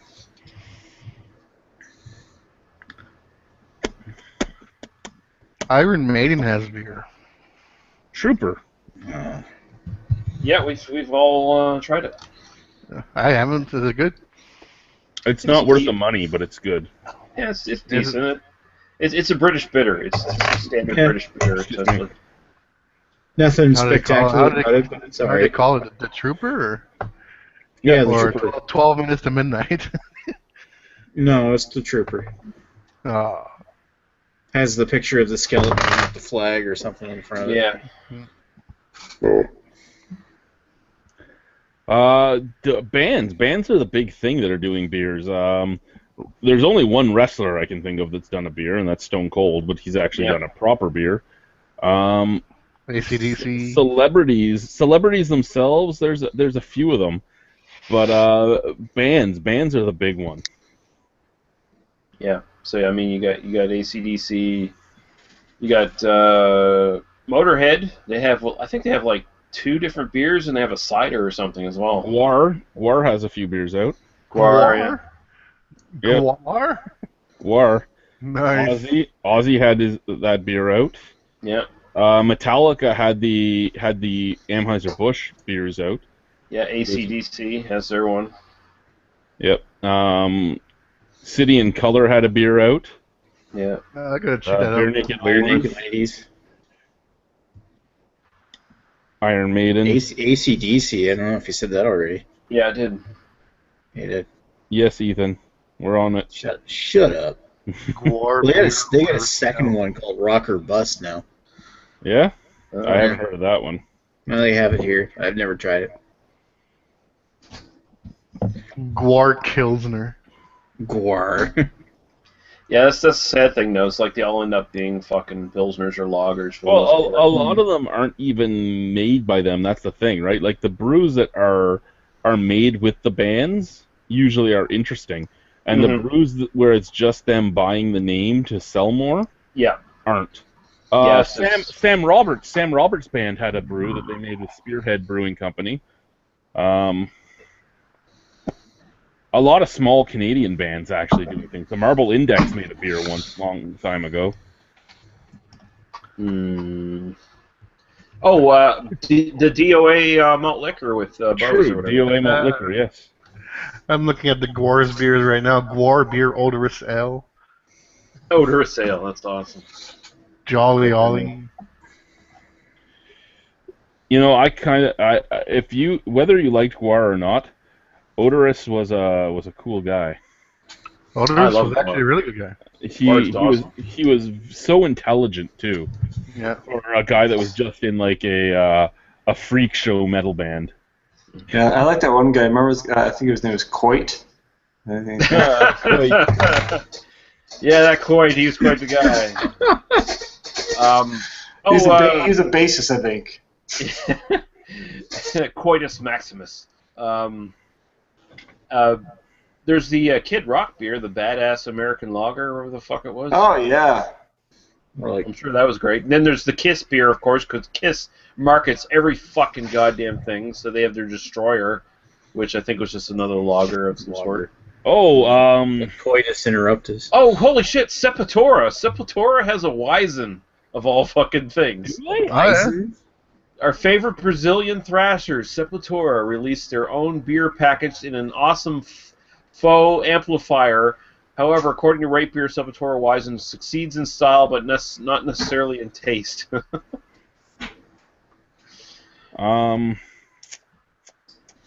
Oh, talking about other big things that had their own beers made after them. TV shows, you have the Game of Thrones. Websites, the whole the series. Chive, the KCCO. Keep Calm, Chive On. They had a black and a gold. Holy shit, Pearl Jam had a beer, for fuck's sakes. Did they? Faithful Ale. Pearl Jam's signature fruit beer, Faithful Ale, comes straight from the famous Dogfish Dogfish Head Brewery in Delaware. The band worked with Dogfish Head to create the beer, launched it to celebrate the 20th anniversary of Pearl Jam's seminal album 10. Yep. Yeah, okay. Was that the beer that they were working on the show before it got canceled? Must have been. Because there was a band they were working with on the show. Metal band Mastodon had a beer as well, Black Tongue.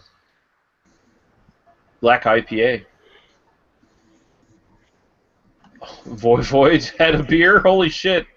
I don't know. Did you guys already? Sorry, I missed it. Did you guys already cover Three Floyds? They collab with a whole bunch of metal bands on different beers. No. Oh yeah, a whole bunch. Oh god, I could go. I don't know them. Municipal Waste is one. I don't know. Pig Destroyer, is that another one? I don't know. Clutch. Cunt Destroyer. Clutch. I haven't heard Clutch since the fucking 90s, but Clutch had a beer. Lips of Faith. American Strong Ale with 9% APV. Wow. It's really interesting when you think about it. Just bands everywhere. And I mean, bands more so than anything else. I mean, celebs, you have some of them. You have like Tom Green and all that. You have TV shows. You have websites. But bands were the big thing. They were all over the beer industry. And how about the Ragnarok from Amon Amarath or whatever that Simon stole from the Urban Viking there? Yes. And I mean, again, you notice the big difference too between when a band actually likes beer and they deal with the brewery, and when a band just wanted to make extra money. Yeah. Hey, Marketing. Ozzy, can I use your name on my beer? I'll pay you this much money. Sharon.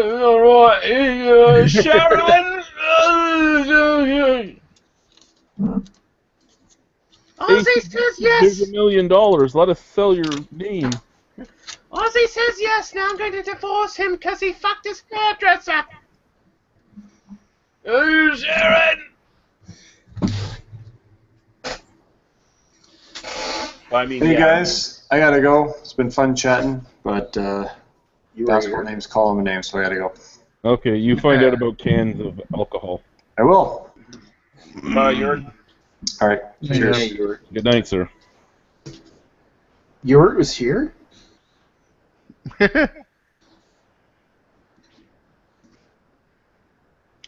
no comment. Who invited him? The Dalai Lama has integrity, sir. Dolly Tank Llama. And another celeb beer, of course, Will Wheaton. The freaking stout? Yeah, which was actually pretty good. Yeah. Will Wheaton, though, is another guy that actually really enjoys his beer. His commercials with Newcastle were pretty good. It's too bad he's a SJW douchebag, but, you know. Makes me hate him more. I hated him already because he's just such a fucking trendy geek actor. And, and then it's like, and you're also a asshole who fuck off. Fuck you twice. Fuck you, goddamn Wesley Crusher and your I forgot bullshit. I forgot that Gore's singer died actually last 2 years ago. Yeah. Guar had a lot of deaths in that band. Yep, once in 11, the bassist, 2011. I'm looking at their names; they're all fucking awesome. Michael Bishop, Lothar, Mike Dirks is Balzac, the Jaws of Death. I'm gonna have another 12 minutes to Destiny. Gasp. Jizmak Dagusha. There was Jameson. that one girl in the band. Yeah. Slemenster Hyman. The one with the pokey tit fucking bra, metallic bra. They did the Circular Room twice. It was this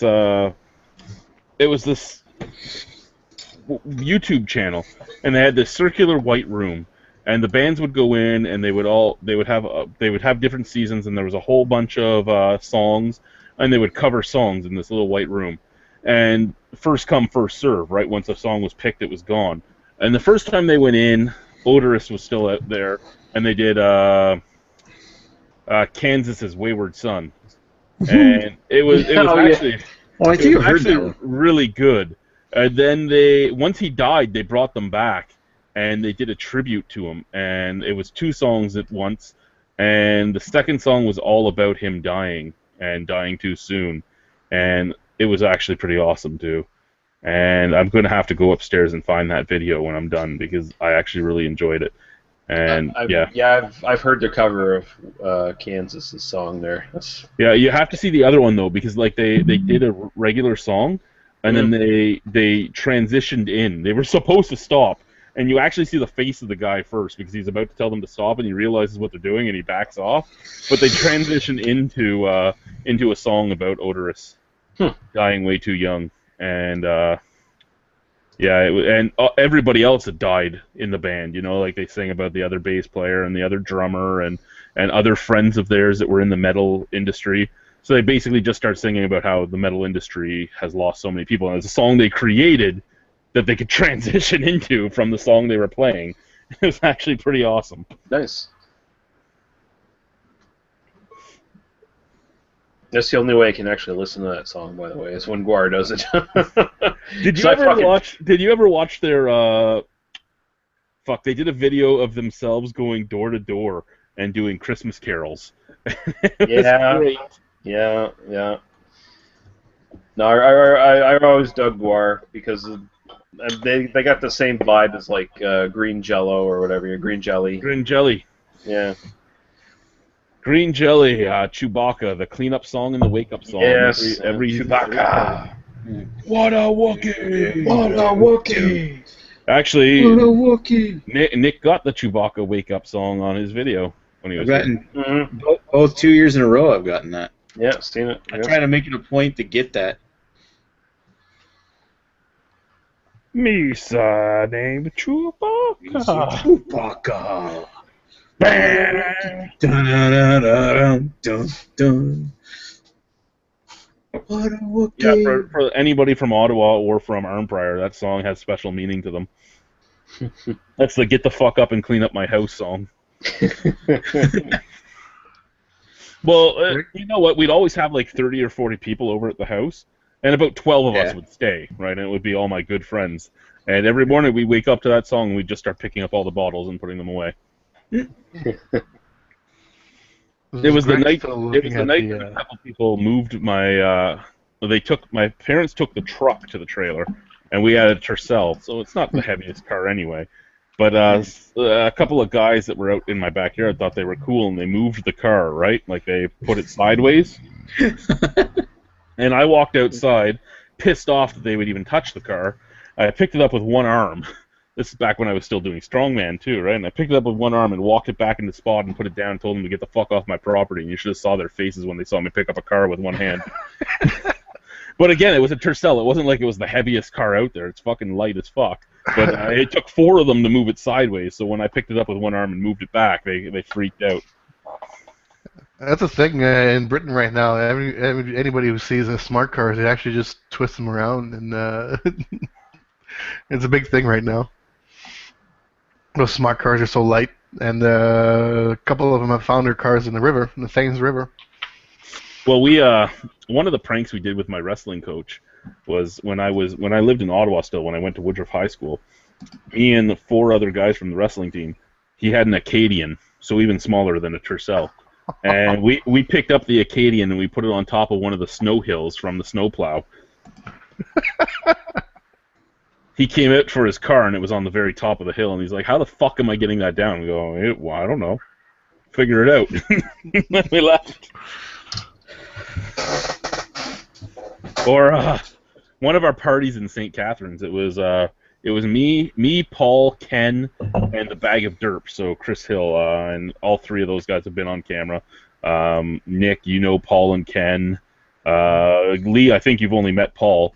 But we got drunk one night at my apartment building in St. Catharines, and one of the guys I worked with lived directly across the street from me in a house, and he had called me and said something. I don't even remember what he said because we were drunk, and it was just something about us being noisy motherfuckers.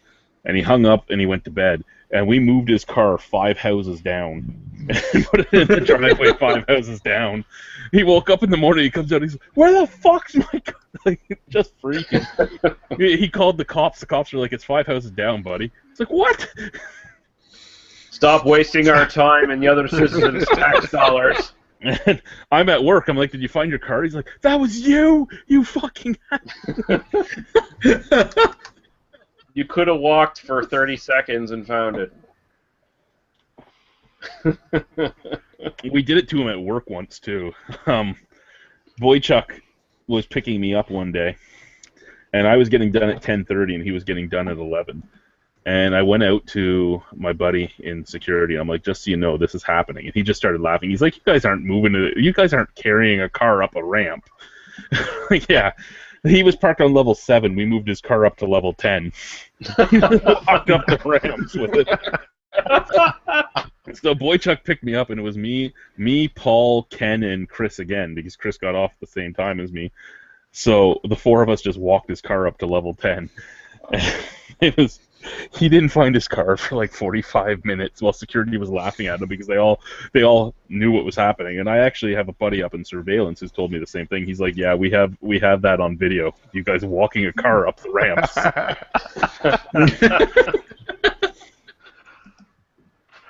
Why the fuck am I still getting an echo?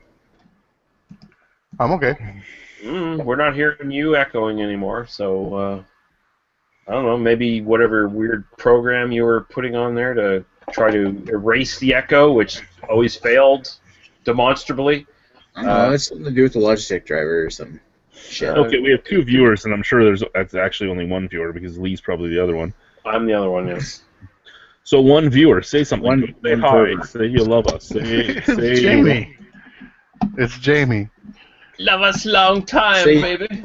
They want Greg to take off his shirt or something. I don't know. Say Where's you love Greg? us long time. He's still looking away from the screen like. If I don't What was start it? getting, if I don't start getting at least like 10 comments while we're online each time, I'm gonna start just doing these topless. Oh God! Please, people, start talking. That's supposed to be incentive. We'll all be topless. I'm just putting this out there now. Anyone, whether you're watching live or you're watching this after the fact, I implore you, show up live. Make comments. Multiple Shows comments. titties. I don't care what it is. You can say anything.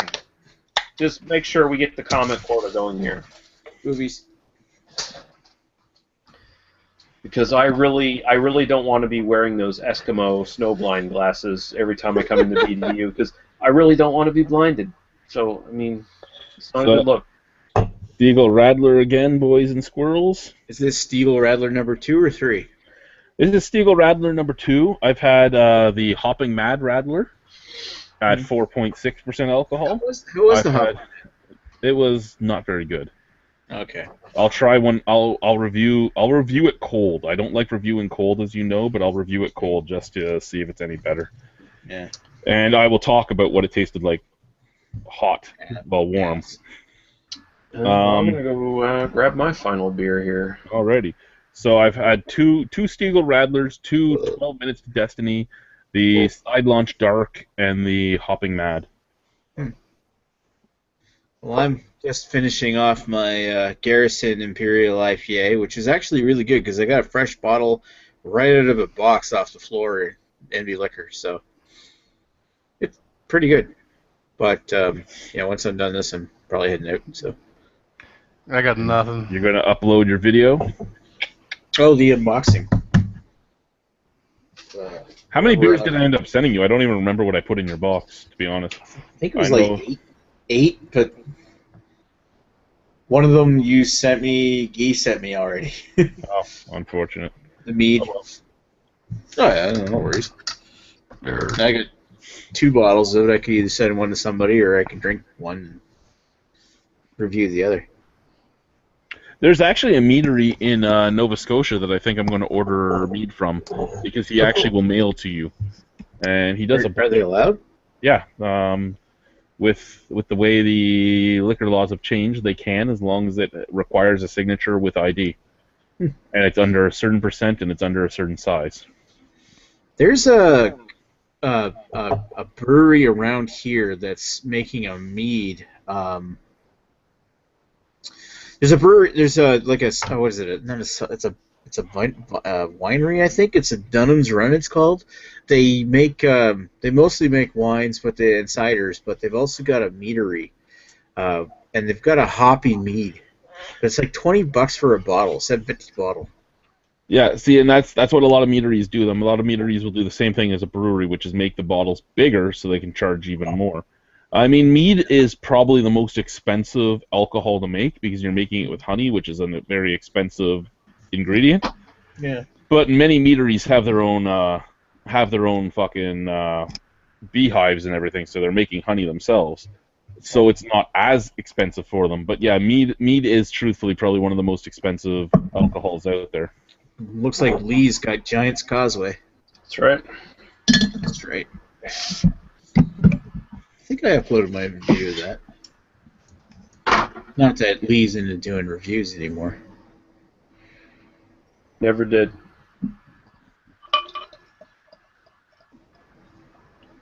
Never did what? Reviews. I don't know what guys you're talking about. Yeah, Daniel Shinte's got Giant's Causeway wee heavy made with barrel aged Pinot Noir barrels. and Pinot a Noir. little bit of red ale to beef it up. Yeah. It was actually quite thin for a wee heavy. It was a wee thin, but I mean it was tasty. I'm getting the wine, but there's a lot of wood in that. That's a fucking dry smell on that fire. There wood in your nose? Yeah, a lot of wood.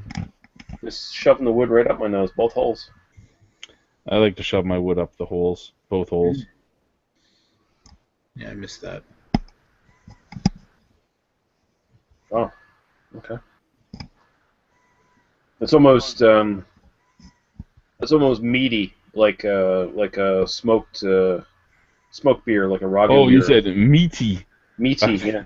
I was gonna say, did you say meaty because we've been talking about mead? No. Do you remember the name of that mead? Meaty. That meadery in Nova Scotia that does the mail? Yeah.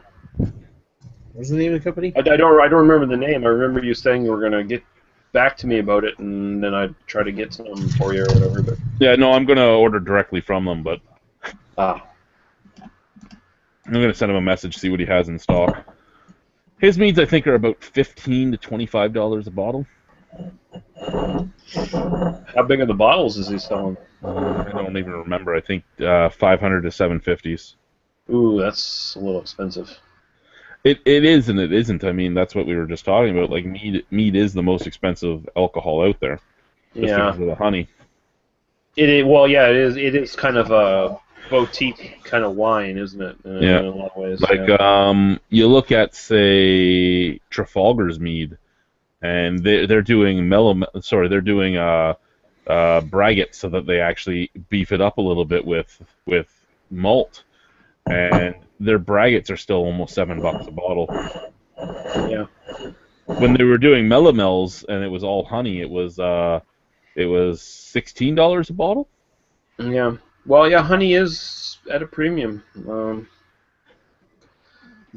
And I mean, especially these days with like the bee populations dying off and everything as well. It's kind of a there's a scarcity issue.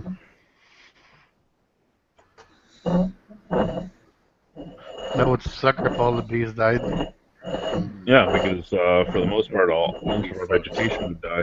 Yeah, if all the bees died, human civilization would change dramatically. And Nick, I don't know what the fuck you're doing with that glass that you're rotating around, but it is fucking.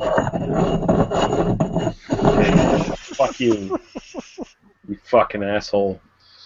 I love his shit-eating grin he had on his face there the whole time. Look at this motherfucker. Look at this fucking motherfucker. Okay, for weeks now, this guy is the most computer-adept person here in the fucking room, and he didn't get that he needed fucking earphones so he'd stop this fucking echo on his computer. Now he's fucking really getting indignant and bitchy about it, and just like shoving his goddamn glass right into the microphone and scraping it. Because when it was working fine, you guys wouldn't even fucking complain. I even put the microphone up to my fucking speaker.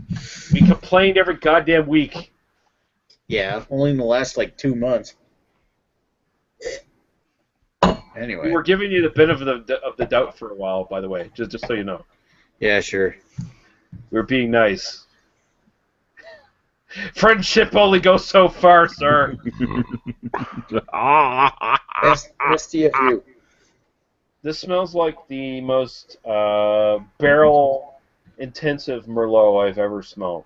This is what Smells it like your smells like. mom's garage. I wouldn't know. I don't remember back that far. I'm sorry. Turned that around on you, didn't I? This is entertaining just to see what you think of this beer. I didn't mind it. I actually really liked it myself. It does not taste like a beer. It tastes like Merlot that has had such a barrel-intensive fucking rigorous journey that the wood is infused. There's just like no way to separate it. Like it's not in the background. The wood is just omnipresent with the rest of the liquid. I find that red wine really takes over any beer it's aged with now. Yeah, there's no beer in that. It's all wine and wood. It's fine though. It's good, but I wouldn't necessarily say it's necessarily a. This is supposed to be a goddamn wee heavy. No.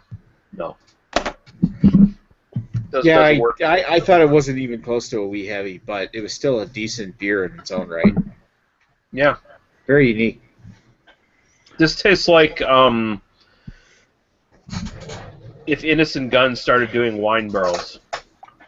Yeah, or like Oloroso or something. Yeah, something close to Oloroso almost. Yeah, but it definitely does not taste like a wee heavy at all. Is that what Oloroso is? Is like fortified wine?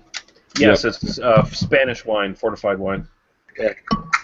It's cherry, isn't it? What's that?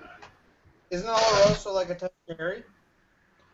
Cherry is a fortified wine, like a distilled wine, isn't it? I don't know if it is, but I just know Oloroso is it's a sherry cask. It's a sherry cask, and of course sherry is Greg's fortified wine. back. Yeah. So how was that Sasquatch event there, Greg? What was that? How was that Sasquatch news event you were watching there, or whatever? Oh, the Sony E3 press conference? Oh, the Sony E3. I thought it was Sasquatch.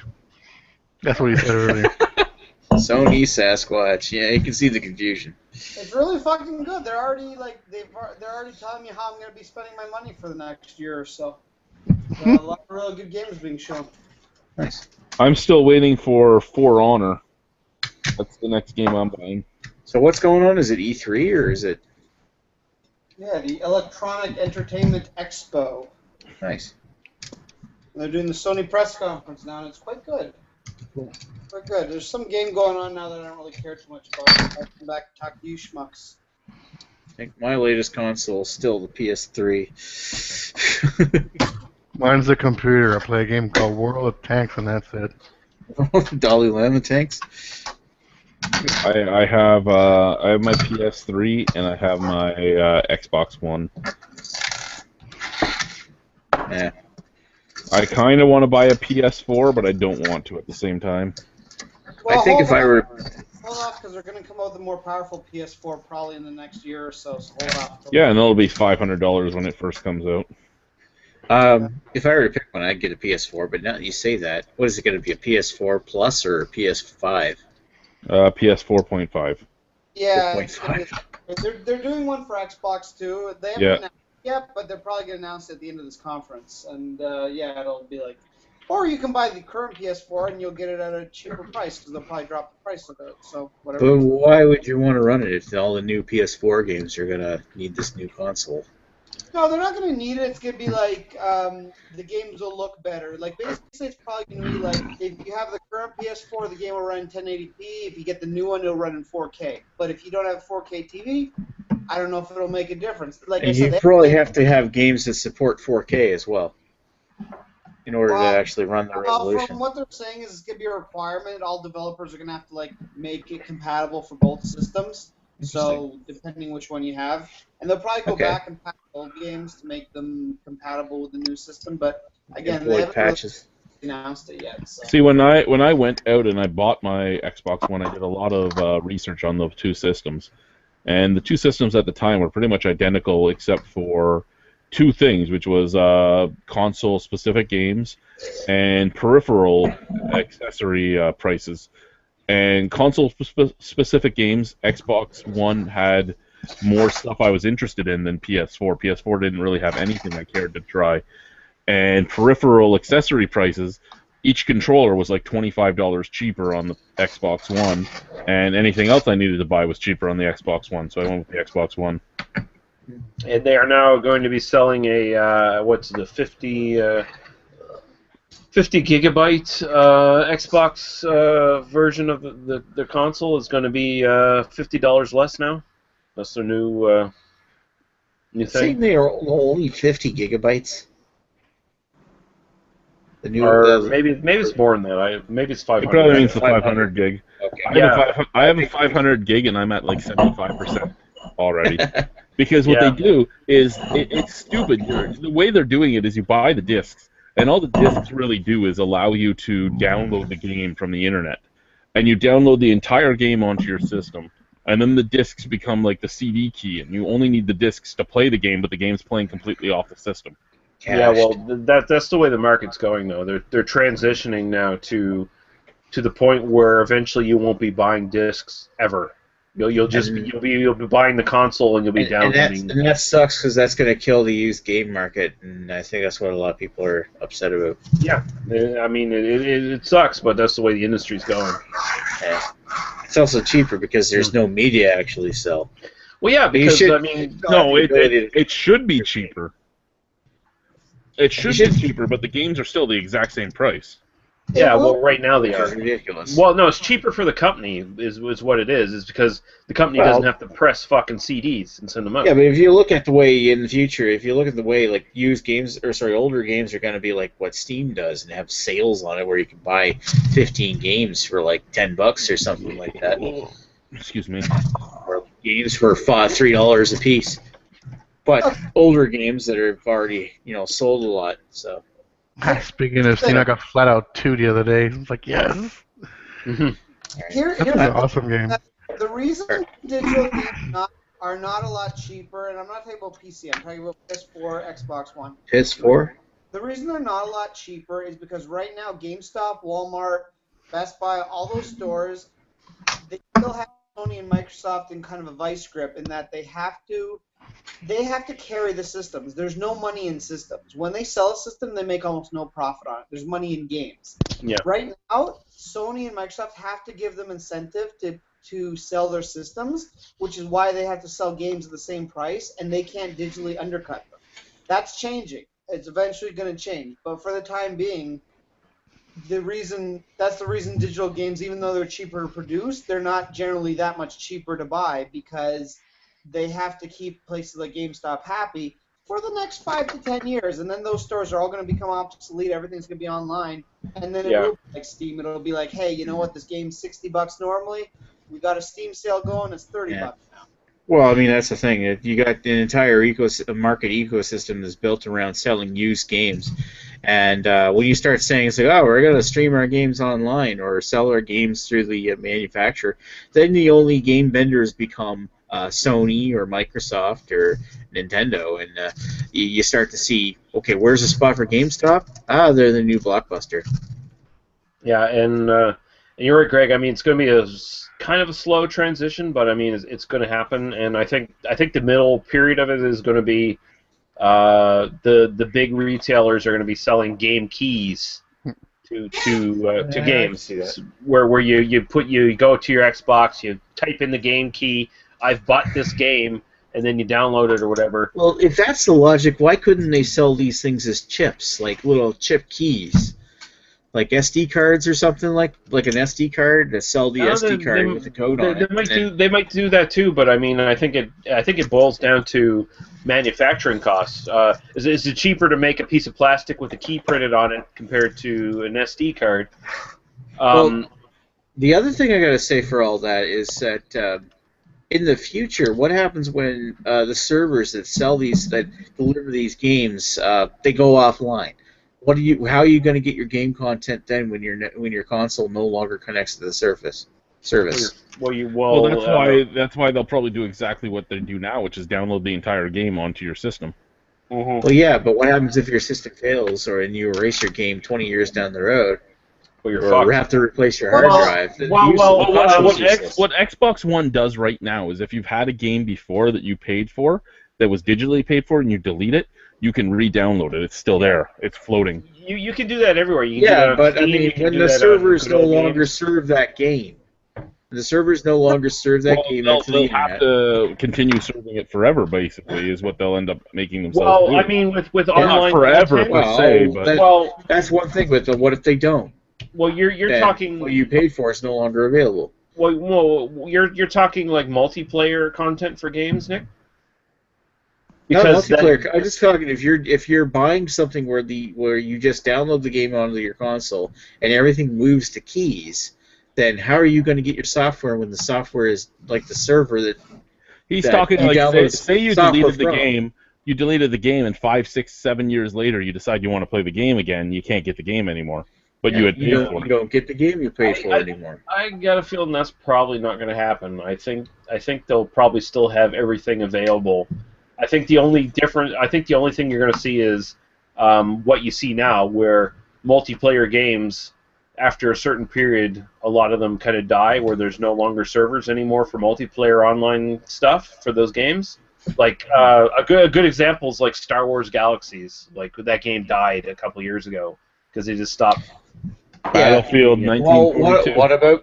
what about companies like, say, well, I'm using a really old example, but Acclaim or something where they sell. Well, I'm talking about like a game publisher who isn't like Sony or isn't Microsoft, but distributes a game and what you they would be go out of doing business 5 years later. They would and they now publish you the can't game. The download game this would the anymore. game content would be on the Microsoft server. Yeah, most of those big companies have bought those smaller companies' libraries, right? So they still have them. So I mean, as long as you can still connect to Xbox One and their network, you can still get those games. I mean, there's no problem there. The only problem is whether the individual companies are still providing online multiplayer play. That's really the only big issue. Well, online multiplayer is going to go by the wayside. I'm jumping off the internet right now, though, guys. We're going offline.